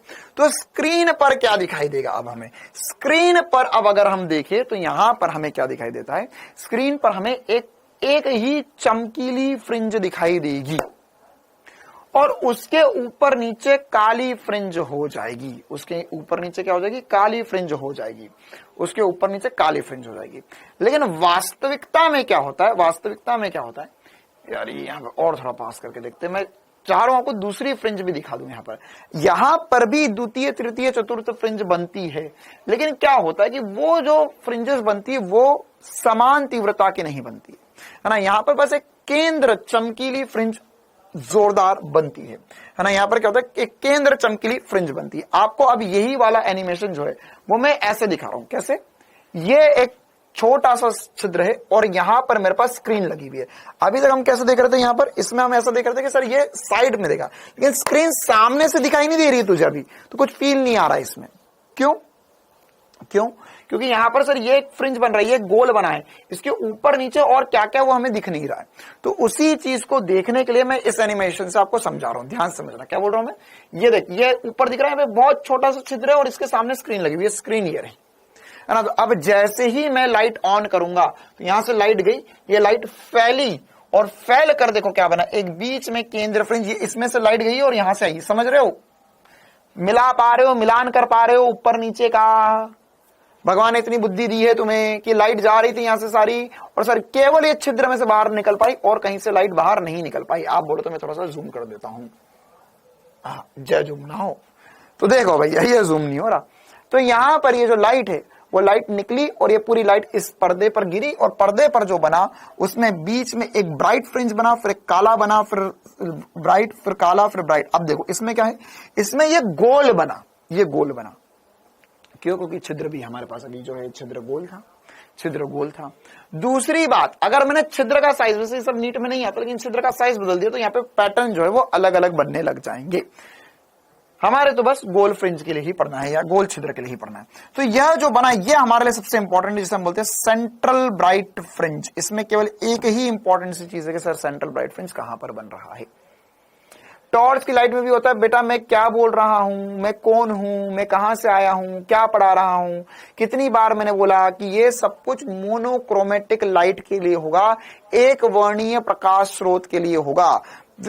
टॉर्च में कर लेगा, साइंटिस्ट बन रहा है तो क्या बोल रहा हूं मैं, एक वर्णीय प्रकाश के लिए। टॉर्च में होता तो ये दुनिया में लोगों को ऐसा क्यों नहीं दिखता है, फिर तब तो नॉर्मल लाइट दिखती है ना। क्यों, क्योंकि वहां पर व्हाइट लाइट है, उसमें नहीं होगा, है ना। अगर व्हाइट लाइट से ही होता तो इतने महंगे महंगे एक्सपेरिमेंट क्यों करते हो, और मैं इतना खतरनाक सेटअप क्यों बनाता, मैं आके बताता, कर ले टॉर्च चालू कर ले भैया, दिख जाएगा तेरे को।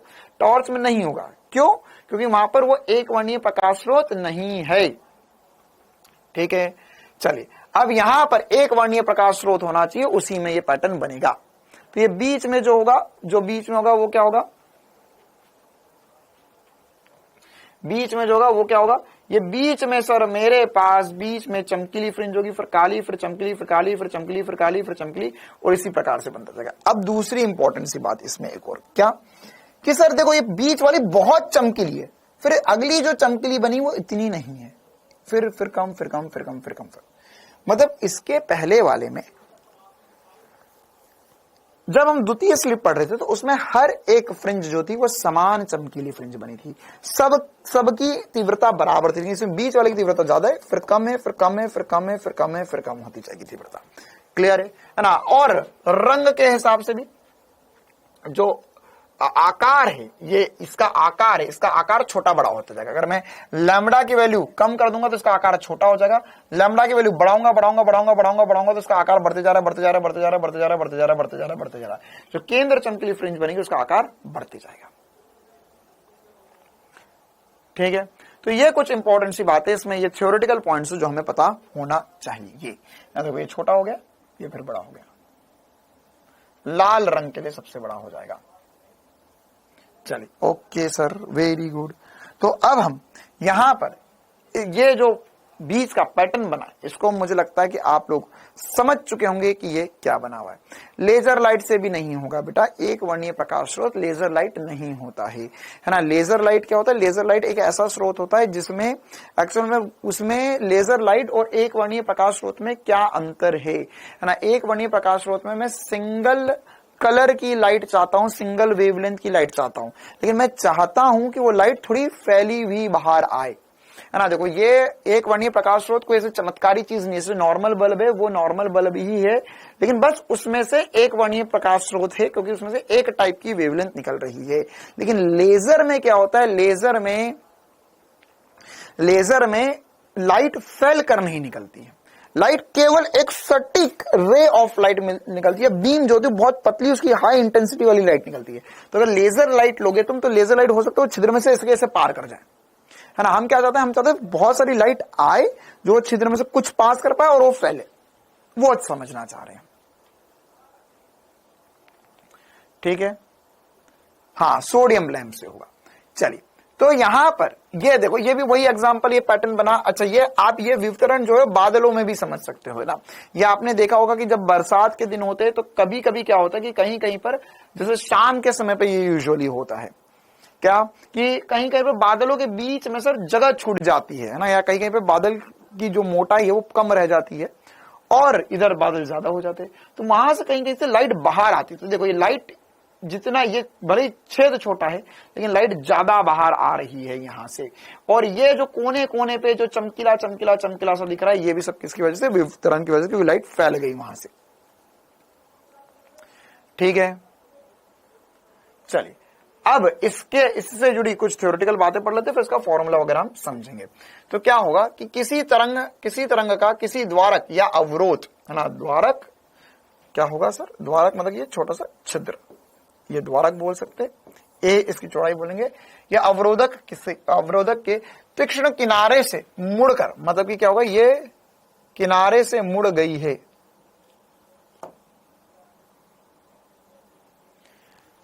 उसके ज्यामितीय छाया में फैलने को विवर्तन कहते हैं। क्या हो रहा है, ये ज्यामितीय रूप से छाया क्षेत्र में फैल गई है, उसे हम विवर्तन कहते हैं। तरंग का सरल रेखीय संचरण से विचलन भी विवर्तन कहलाता है। मतलब लाइट अगर सीधी जा रही थी और किसी कारण घूम गई हो तो वही क्या है, वही एक्चुअल में विवर्तन है।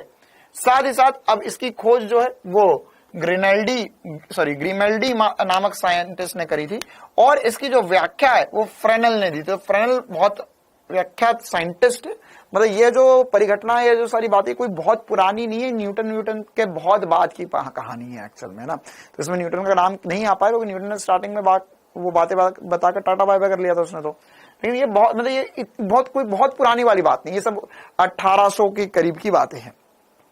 ठीक है, क्योंकि इसके पहले की जो कहानी वो 1600, 1500, 1600, 1700 में जो चल रही थी वो सारी कहानियां हमने पढ़ी थी। तो अब ये फ्रेनल ने सारी बातें बताई थी। अब ये वाले जो चैप्टर्स है ना, ये थोड़े नए साइंस के ऊपर है, आप ऐसा समझ सकते हो। विवर्तन सभी प्रकार की तरंगों में संभव है, अर्थात यांत्रिक या विद्युत चुंबकीय तरंगों में भी विवर्तन होता है ना। ये विद्युत चुंबकीय तरंगों में भी विवर्तन होता है, ये इंपॉर्टेंट सी बात है। विवर्तन हर प्रकार के तरंग में संभव होता है। विद्युत चुंबकीय तरंगों में विवर्तन हो रहा है, इसी वजह से हमारे मोबाइल में नेटवर्क के टावर वगैरह या वाईफाई के सिग्नल हर जगह मिल पाते हैं। अगर उसका विवर्तन होना बंद हो जाए कल से, तो मामला ही खत्म हो जाएगा। ठीक है, क्यों? क्योंकि अगर मान के चलो वाईफाई का सिग्नल आया, तो एक कमरे दरवाजे पे आया, बोले नहीं मैं इधर नहीं घूम रहा, मैं तो सीधे जा रहा हूं, तो क्या होगा? सर इस रूम में तो पूरा फैल गया, लेकिन दूसरे रूम में जैसे ही दरवाजा है ना, दरवाजे से थोड़ी सी जगह थी, वहां से वो घुस कर दूसरी तरफ निकलना चाह रहा था, लेकिन बोला इधर नहीं जाऊंगा, मैं सीधे निकल जाऊंगा। तो सर ये तो बात ही नहीं हुई। ठीक है, और इसी वजह से ये भी होता है कि है ना, देखो वैसे तो वाईफाई के सिग्नल, मोबाइल टावर के सिग्नल वगैरह जो विद्युत चुंबकीय तरंग है, इनकी तीव्रता या इनकी एनर्जी ज्यादा होती है, दीवार को क्रॉस कर जाती है, लेकिन ज्यादा दीवार को क्रॉस नहीं कर पाती है ना। एक आधी दीवार को, एक दो दीवार को पार कर सकता है। जैसे वाईफाई आपने देखा होगा कि वाईफाई अगर खुली जगह हो तो बहुत दूर तक रेंज मिल जाती है, लेकिन अगर बंद घर होगा तो एक कमरे से दूसरे कमरे, तीसरे कमरे तक जाओगे, वाईफाई की रेंज कम हो जाएगी। चलिए, अब इस पर जुड़ी कुछ इंपॉर्टेंट सी बातें, क्या कि विवर्तन के लिए कौन सी कंडीशन इंपॉर्टेंट है। सबसे इंपॉर्टेंट सी बात कि इसका द्वारक या अवरोधक, देख द्वारक बोल रहे या अवरोधक बोल रहे। द्वारक मतलब एक छिद्र, ये छिद्र या अवरोधक मतलब बीच में बहुत सारी लाइट आ रही थी, बीच में से मैंने ब्लॉक कर दी, तो वहां पर, या बहुत सारी लाइट आ रही थी, मैंने कार्डबोर्ड लिया, उसमें बहुत पतला छिद्र कराना। अगर आपको विवर्तन का जो पैटर्न अभी मैंने बताया, अगर ये कहीं पर ऑब्जर्व करना है, कहीं पर इसको देखना कि ये कैसा बनता है, तो इसके लिए आपको छिद्र जो है वो सुई की नोक से भी छोटा करना पड़ेगा। जो सबसे पतली सुई जो तुम सोच सकते हो, उससे भी छोटा, उससे भी बहुत छोटा छिद्र करना पड़ेगा आपको, तब जाके वहां पर विवर्तन का ये वाला पैटर्न आपको नजर आएगा। वरना लाइट जो है नॉर्मली आप कैसे एक छेद में से लाइट निकलती है तो क्या होता है, एकदम बड़ा गोला सा नजर आता है ना, वही नजर आएगा बस। ठीक है, क्यों? क्योंकि इसके लिए है ना, विवर्तन की एक इंपॉर्टेंट सी शर्त होती है कि अगर यहां पर ये चौड़ाई ए है और इसमें तरंग दैर्ध्य लैम्बडा है, तो लैम्बडा लगभग ए के बराबर होना चाहिए। मतलब कि क्या हो गया सर, ये तो हमें कुछ 400-500 नैनोमीटर के हिसाब का छेद करना पड़ेगा, इतना छोटा छिद्र करना पड़ेगा, तब जाके विवर्तन मिल पाएगा। क्लियर है कहानी? अच्छा, अब विवर्तन में हमारे पास दो प्रकार के विवर्तन होते हैं, एक फ्रेनल विवर्तन होता है, एक फ्राउनहोफर विवर्तन होता है। ये बस परिभाषा है, थ्योरेटिकल पॉइंट से आप ध्यान रख लो तो अच्छा रहेगा। इनमें क्या डिफरेंस है वो भी मैं आपको बता देता हूं, है ना। सबसे पहली बात है फ्रेनल विवर्तन में क्या होता है कि अगर हमारे पास एक स्रोत रखा हुआ है और उस स्रोत से लाइट आ रही, बिंदु स्रोत है, और लाइट जो है वो स्लिट से निकली और फैल गई। ठीक है, ये क्या है, ये हमारे लिए फ्रेनल विवर्तन होता है। और हमारे पास फ्राउनहोफर विवर्तन कब होता है, जब हमारे पास अनंत पर स्रोत है, समांतर प्रकाश किरणें आ रही है और हमने वहां पर लेंस वगैरह लगाया जिससे वो एक बिंदु पर प्रतिबिंब बना पाए, उस कंडीशन में फ्राउनहोफर विवर्तन होता है। ठीक है, हमें जो पढ़ना, हमें जो मैक्सिमम बात करनी है वो फ्रेनल विवर्तन की। देखो हमें तो एक्चुअली विवर्तन बात करनी है, तो वो फ्रेनल फ्राउनहोफर दोनों को कवर करेगा। मतलब यहां पर जो गोला बनेगा, इससे बनवाओ या इससे बनवाओ, दोनों की कंडीशंस तो सेम ही होंगी। तो इसमें क्या होता है, इसमें द्वारक से स्रोत तथा पर्दा निश्चित दूरी पर होता है। इस प्रकार के विवर्तन को हम फ्रॉनल विवर्तन कहते हैं। और ये सीधे किनारे वगैरह जो होते हैं, या हमारे पास सूक्ष्म, अच्छा हाँ, ये एक्चुअल में ये जो एग्जाम्पल लिखे गए हैं, ये सब कुछ एनसीईआरटी के हिसाब से आप एग्जाम्पल याद रख सकते हो। बाकी इसके अलावा इसका एक और बहुत बड़ा एग्जाम्पल है हमारा लेंस। लेंस से भी ये होता है। वो कौन सा, ये वाला लेंस से। अगर मान के चलो कहीं पर लेंस रखा हुआ है, तो मैं आपको बोल रहा था ना पिछले चैप्टर में कि हमने एक विभेदन क्षमता नामक चीज पढ़नी है, जो हमें टेलीस्कोप माइक्रोस्कोप में पढ़ना होता है, लेकिन हमारे सिलेबस से अब हट चुकी है। तो उसमें एक्चुअल में डिफ्रैक्शन का यूज होता है, या डिफ्रैक्शन उसमें भी होता है। ठीक है, तो इसका कुछ थ्योरेटिकल पॉइंट है जो आपको पता होना चाहिए। अब इसमें सबसे इंपॉर्टेंट सी बात ना, ये सारी बातें लिखी हुई है। अच्छा, इसके जो एग्जाम्पल है यार, इसके कुछ एग्जाम्पल्स होंगे जो आपको ऐसा लगेगा ये क्या है, ये क्या है। तो अभी के लिए लिख लो, क्योंकि अब इसमें से बहुत सारी चीजें कोर्स में से हट गई, तो मैं आपको हर एक चीज समझाऊंगा, तो उसमें फिर बहुत सारा टाइम लग जाएगा। तो इसमें जैसे द्विरेखा छिद्र, मतलब कि आप ऐसा समझ सकते हो कि एक ऐसा छिद्र है जिसमें दो स्लिट है, दो पतली पतली स्लिट बनी हुई है ना। या विवर्तन ग्रेटिंग, ये ग्रेटिंग क्या होता है, ये जो विवर्तन ग्रेटिंग होती है एक तरीके की फिल्म आती है है ना, जो फोटोग्राफी वगैरह में यूज करते हैं उसमें भी विवर्तन होता है। उसमें भी क्या, देखो जहां पर भी लेंस लगा हुआ है या जहां पर भी लाइट छोटे से छिद्र में से, जैसे मोबाइल का कैमरा उसमें भी लाइट बहुत छोटे से छिद्र में से निकलती है, तो उन सब में विवर्तन होने के चांसेस रहते हैं। हाँ, ये भी आप नोट कर सकते हो। चलिए, अब इसमें हमें एक बहुत इंपॉर्टेंट सी चर्चा करनी होगी, एक बहुत इंपॉर्टेंट सी चर्चा करनी होगी।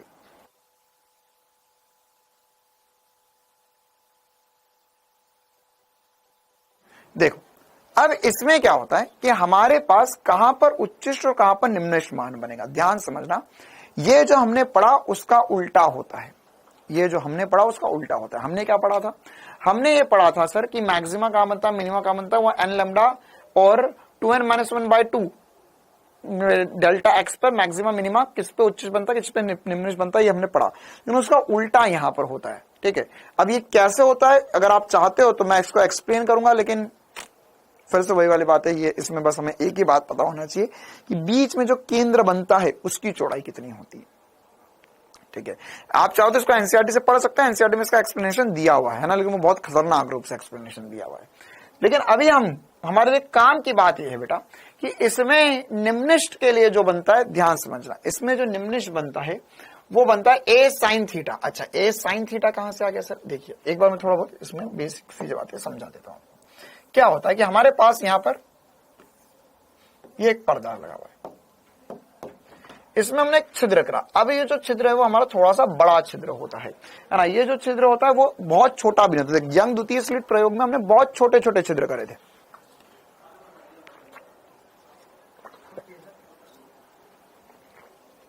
यंग द्वितीय स्लिट प्रयोग में बहुत छोटे छोटे छिद्र थे, उससे तो बड़े छिद्र है ये, पहली बात, उससे बड़ा छिद्र है। तो इसमें इस छिद्र के जो छिद्र जो होता है उसको हम ए बोल देते हैं ना, इसका जो व्यास होता है, जो द्वारक होता है, उसे हम ए बोल देते हैं। अब क्या होता है यहां पर कि इसमें से लाइट निकलेगी सर। ठीक है, तो अब कहानी वही है कि एक्चुअल में देखो अब क्या मानते हैं हम यार कि यहां पर इसका जो एक्सप्लेनेशन होता है उसके एक्सप्लेनेशन में ऐसा माना जाता है कि यहां पर अब ये बहुत सारी लाइट आ रही है, तो हम मानते हैं कि बहुत छोटे छोटे छोटे छोटे छोटे छोटे छोटे छोटे बहुत छिद्र है, बहुत सारे छिद्र है। तो उसमें से एक लाइट जो यहां से निकल रही है और एक लाइट जो नीचे से निकल रही है, उनके बीच में भी कुछ ना कुछ, जैसे हमने YDAC में पढ़ा था, तो उनके बीच में भी कुछ ना कुछ डेल्टा एक्स आएगा, इनके बीच में भी कुछ ना कुछ डेल्टा एक्स आएगा। तो वही वाला छोटा सा त्रिभुज यहां पे बनाता हूं मैं फिर से। तो ये वाला कोण अगर थीटा है, ये ए है, ये लंब है, तो ये जो हो जाएगा सर वो डेल्टा एक्स हो जाएगा। तो अगर मैं आपसे पूछूं कि यहाँ पर साइन थीटा लिख सकते हो, तो आप बोलोगे हाँ सर साइन थीटा लिख सकते हैं। साइन थीटा हो जाएगा लंब डेल्टा एक्स बटे में कर्ण, तो हो जाएगा ए साइन थीटा बराबर होगा डेल्टा एक्स के। ए साइन थीटा बराबर होगा डेल्टा एक्स के। ठीक है, तो ये हमने पिछले में भी लिखा था, वहां पे डी लिखा हुआ था। अब यहां पर अगर थीटा बहुत छोटा हो गया, थीटा बहुत छोटा हो गया, तो हम इसको भी क्या लिखेंगे, इसको भी हम लिखेंगे सर, ये हो जाएगा ए थीटा बराबर होगा डेल्टा एक्स के। बस वहां पे डी था, यहां पर ए आता है। अच्छा, साथ ही साथ पर्दे से किस दूरी पर क्या प्राप्त होगा उसके लिए भी हम y लिखेंगे। तो y क्या होता है? y होता है सर डेल्टा एक्स डी बटा डी। अच्छा, अब यहां पर डेल्टा एक्स डी बटा डी नहीं होगा, डेल्टा एक्स डी बटा डी नहीं होगा। क्यों? क्योंकि सर अगर अब मुझे यहाँ पे y लिखना है तो y क्या हो जाएगा, अब यहां पर सर मेरे लिए लंब है ना, ये y है, और ये मेरे लिए दूरी, इनके पर्दे के बीच में हम d ही बोलेंगे। तो अब मैं अगर यहां पर थीटा लिखना चाहूंगा तो इसके लिए टेन थीटा क्या लिख सकता हूं मैं? टेन थीटा लिख सकता हूं y बटे में कैपिटल D, या इसमें थीटा की value approximately y by d लिख सकता हूं, है ना। और इससे मैं लिख सकता हूं कि a साइन थीटा बराबर होगा डेल्टा एक्स के, या थीटा की वैल्यू जो हो जाएगी वो डेल्टा एक्स बटे में ए हो जाएगी। तो जैसे वहां पे स्मॉल डी था, यहां पर स्मॉल ए आ गया है। तो इसमें हम क्या कर सकते हैं, इसमें फिर से वही वाला डेरिवेशन सा हम इसको बराबर कर देंगे, लेकिन इसमें हम 99% बातें ना कोण पर ही करते हैं। बहुत बार जो आपको बातें होंगी वो कोण पर ही होंगी, दूरी पर आए तो आप ये फॉर्मूला लगा सकते हो। क्या होगा, ये डी इधर मल्टीप्लाई हो जाएगा, ये हो जाएगा डेल्टा एक्स बटे में ए, ये होगी वाई की वैल्यू। ठीक है, तो वहां पे delta x D by D था, यहाँ पे डेल्टा एक्स डी बाई ए हो जाएगा, क्योंकि यहां पर जो दूरी हमने या स्लिट की जो चौड़ाई उसे हमने ए बोला है। ठीक है, okay sir.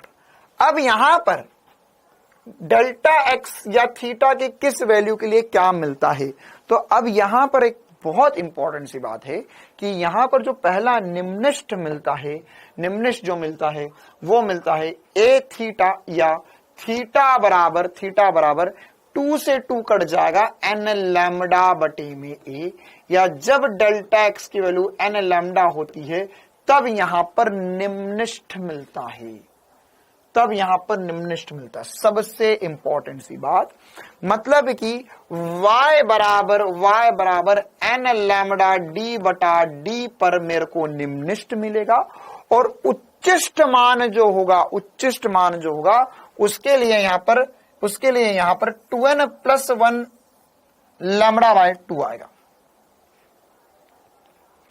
2n + 1 lambda by 2 आएगा।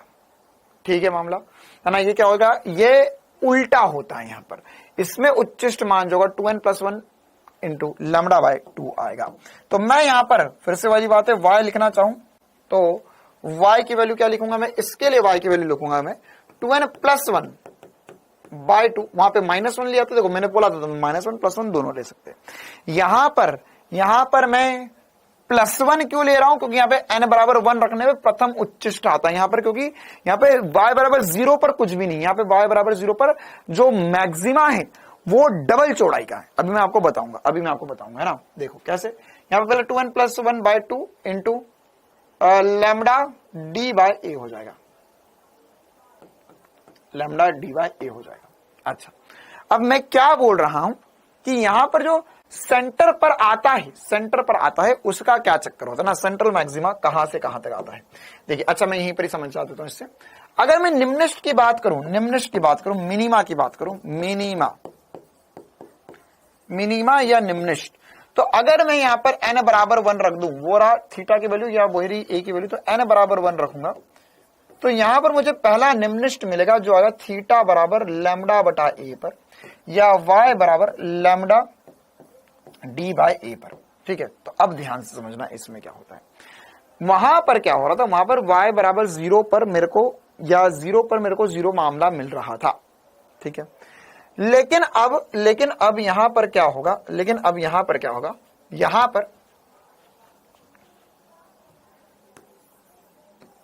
यहां पर मेरे पास अगर मैं एक स्क्रीन पर देखूं तो ये y बराबर 0 की कंडीशन ही नहीं है इसमें, सबसे पहली बात तो। लेकिन सर यहां पर हमारे पास जो कंडीशन है, ये मिनिमा, पहला मिनिमा मिल रहा है लैम्डा बटा ए पर, और नीचे भी मिलेगा लैम्डा बटा ए पर।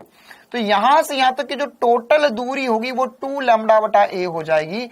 मतलब बीच में जो मुझे मैक्सिमा मिल रहा है वो बहुत बड़ा मिलेगा, और वो जो गोला तुम्हें दिखाई दे रहा है उसकी जो चौड़ाई होगी, ये जो जितनी फोटो देखी हमने, ये जो गोले की चौड़ाई होगी, जो केंद्र पे गोला मिल रहा है इसकी चौड़ाई जो होगी वो 2 लैम्डा बाय ए होगा। कोणीय चौड़ाई या y बराबर लिख सकते हो 2 लैम्डा डी बटा ए।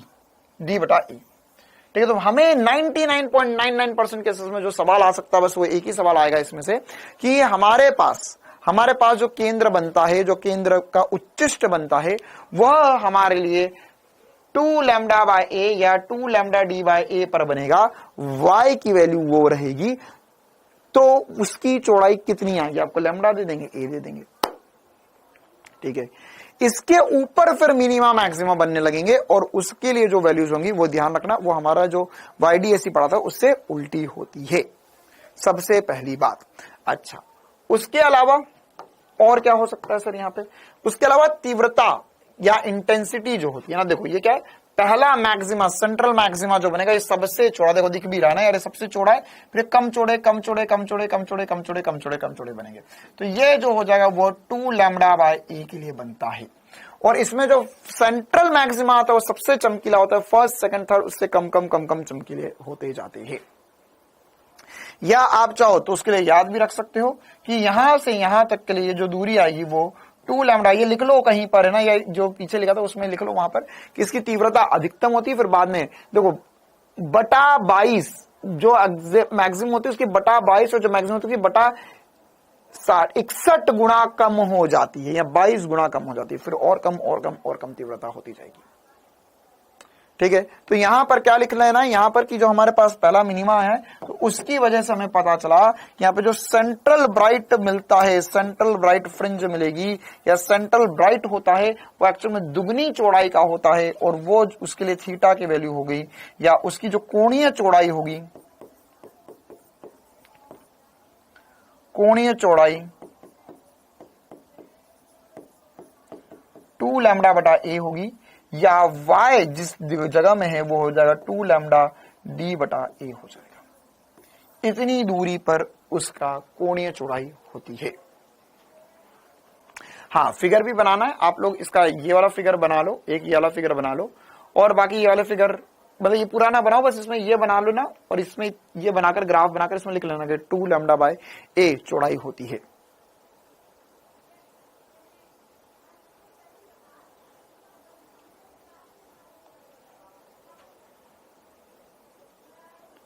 ठीक है,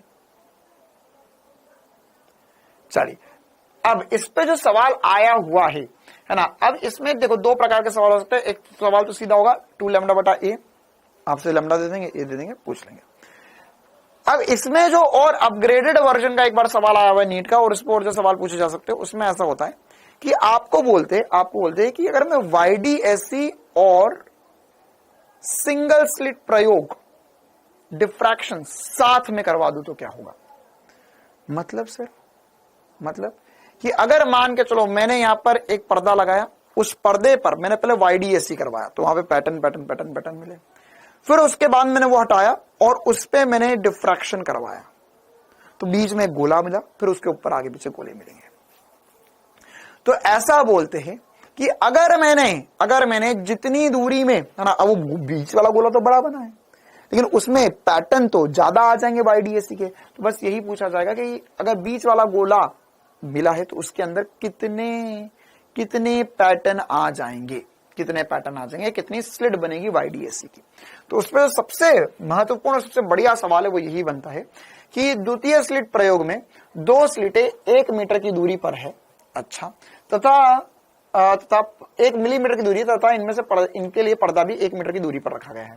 फिर बोला 500 नैनोमीटर तरंग दैर्ध्य का एक वर्णीय स्रोत उपयोग में लिया गया है, एकल स्लिट प्रारूप, है ना। अब ये हो गया, फिर बोला एकल स्लिट प्रारूप के केंद्र उच्चिष्ट के भीतर द्वितीय स्लिट की 10 उच्चिष्ट प्राप्त करने के लिए प्रत्येक स्लिट की चौड़ाई क्या होनी चाहिए। समझ में आ रही है बात, है ना। क्या बोलना चाह रहा है कि यहां पर मेरे पास यंग द्वितीय स्लिट प्रयोग होता है, 1 mm 1 मीटर और 500 नैनोमीटर तरंग दैर्ध्य के साथ किया। तो यहां पर मेरे को ये सारी डिटेल्स दी हुई है, यंग डबल स्लिट प्रयोग की। यहां पर 2 स्लिटें थी और इतनी जगह में मेरे पास 10 उच्चिष्ट आए हैं। तो अब मेरे लिए अगर मुझे यही प्रयोग करना है और मैंने एक सिंगल स्लिट लिया तो सिंगल स्लिट का छिद्र कितना बड़ा रखा जाए ताकि उसमें इसके 10 उच्चिष्ट आ जाए। कितने आ जाए? 10 उच्चिष्ट आ जाए। तो कैसे करेंगे देखिए। अब सबसे पहली बात तो सिंगल स्लिट के लिए हमें पता है सर ये वाली जो दूरी होनी चाहिए, सिंगल स्लिट के लिए ये वाली जो दूरी है हमें पता है, सिंगल स्लिट के लिए हमें पता है सर ये y बराबर होता है 2 लैम्डा d बटा a। ठीक है, अच्छा अब हमारे पास द्वितीय स्लिट प्रयोग का फॉर्मूला है।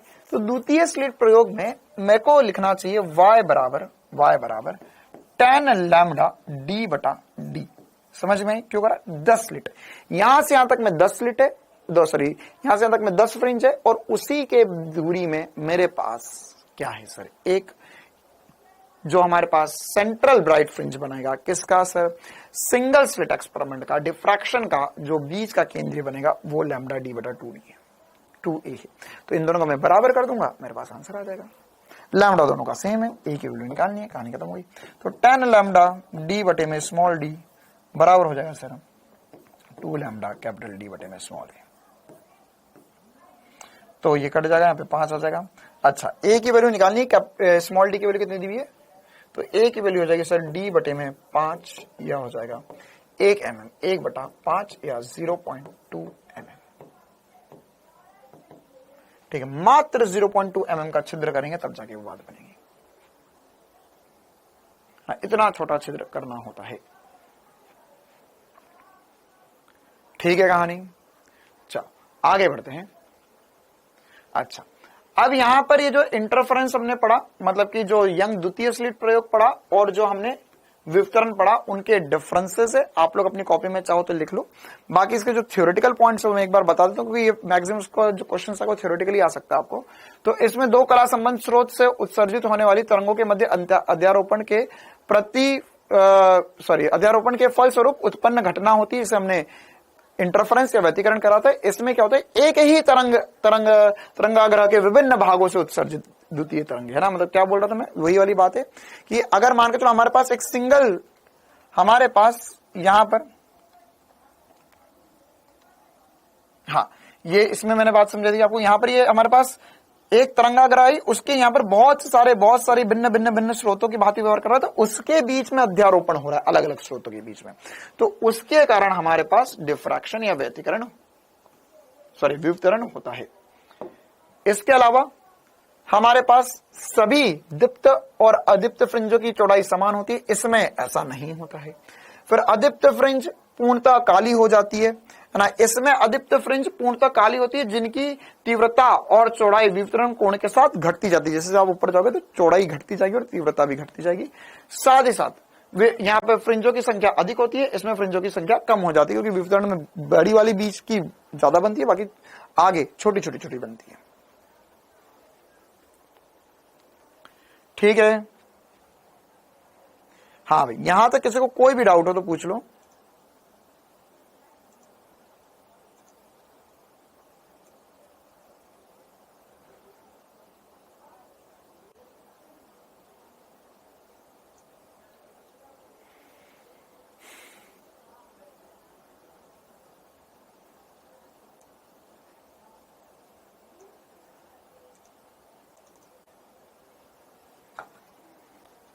हाँ भाई, अब हमें पढ़ना है ध्रुवण। तो अब ध्रुवण क्या होता है उसको हमें डिटेल में देखना होगा।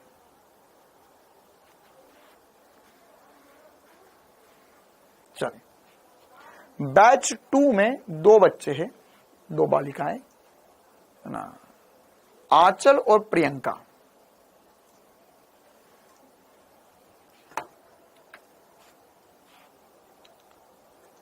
आगे आप समझदार हो।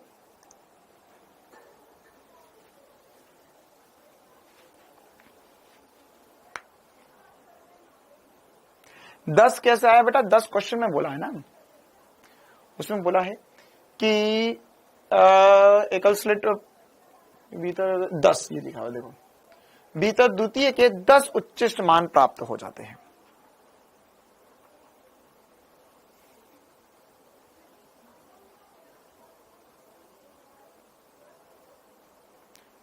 चलो,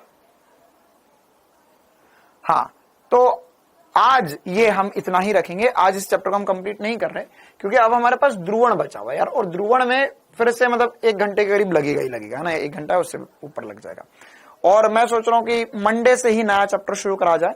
मंडे से ही नया चैप्टर शुरू करेंगे, तो मंडे के दिन, हाँ, रिजॉल्विंग पावर वाला टॉपिक अब नहीं पढ़ना है हमें, है ना। तो अच्छा, आज बायो की एक्स्ट्रा क्लास है आप लोगों की? आज बायो की एक्स्ट्रा क्लास है आप लोगों की? 8 बजे होने वाली थी, नहीं है। चलो, तो मौज हो गई। तो आप बढ़िया तरीके से चीजें रिवाइज कर सकते हो। अब कल हम लोग ये बचा हुआ पोर्शन इसको खत्म कर देंगे, कल केवल ध्रुवण ही पढ़ेंगे। और इसके अलावा और भी जो कुछ प्रैक्टिस के क्वेश्चंस होंगे, तो अगर हमारे पास समय बचेगा, वैसे बच ही जाएगा ध्रुवण के बाद, तो मैं आपको बता दूंगा, प्रैक्टिस के और क्वेश्चंस मैं आपको करवा दूंगा। ठीक है, मंडे से फिर हम लोग मॉडर्न फिजिक्स की शुरुआत करने वाला है, एक और नया टॉपिक, नया चैप्टर, नई बातें। चलिए, तो जितना बड़ा एक बार रिवाइज कर लेना। मिलते हैं अब हम कल की क्लास में। Thank you, tata, bye bye.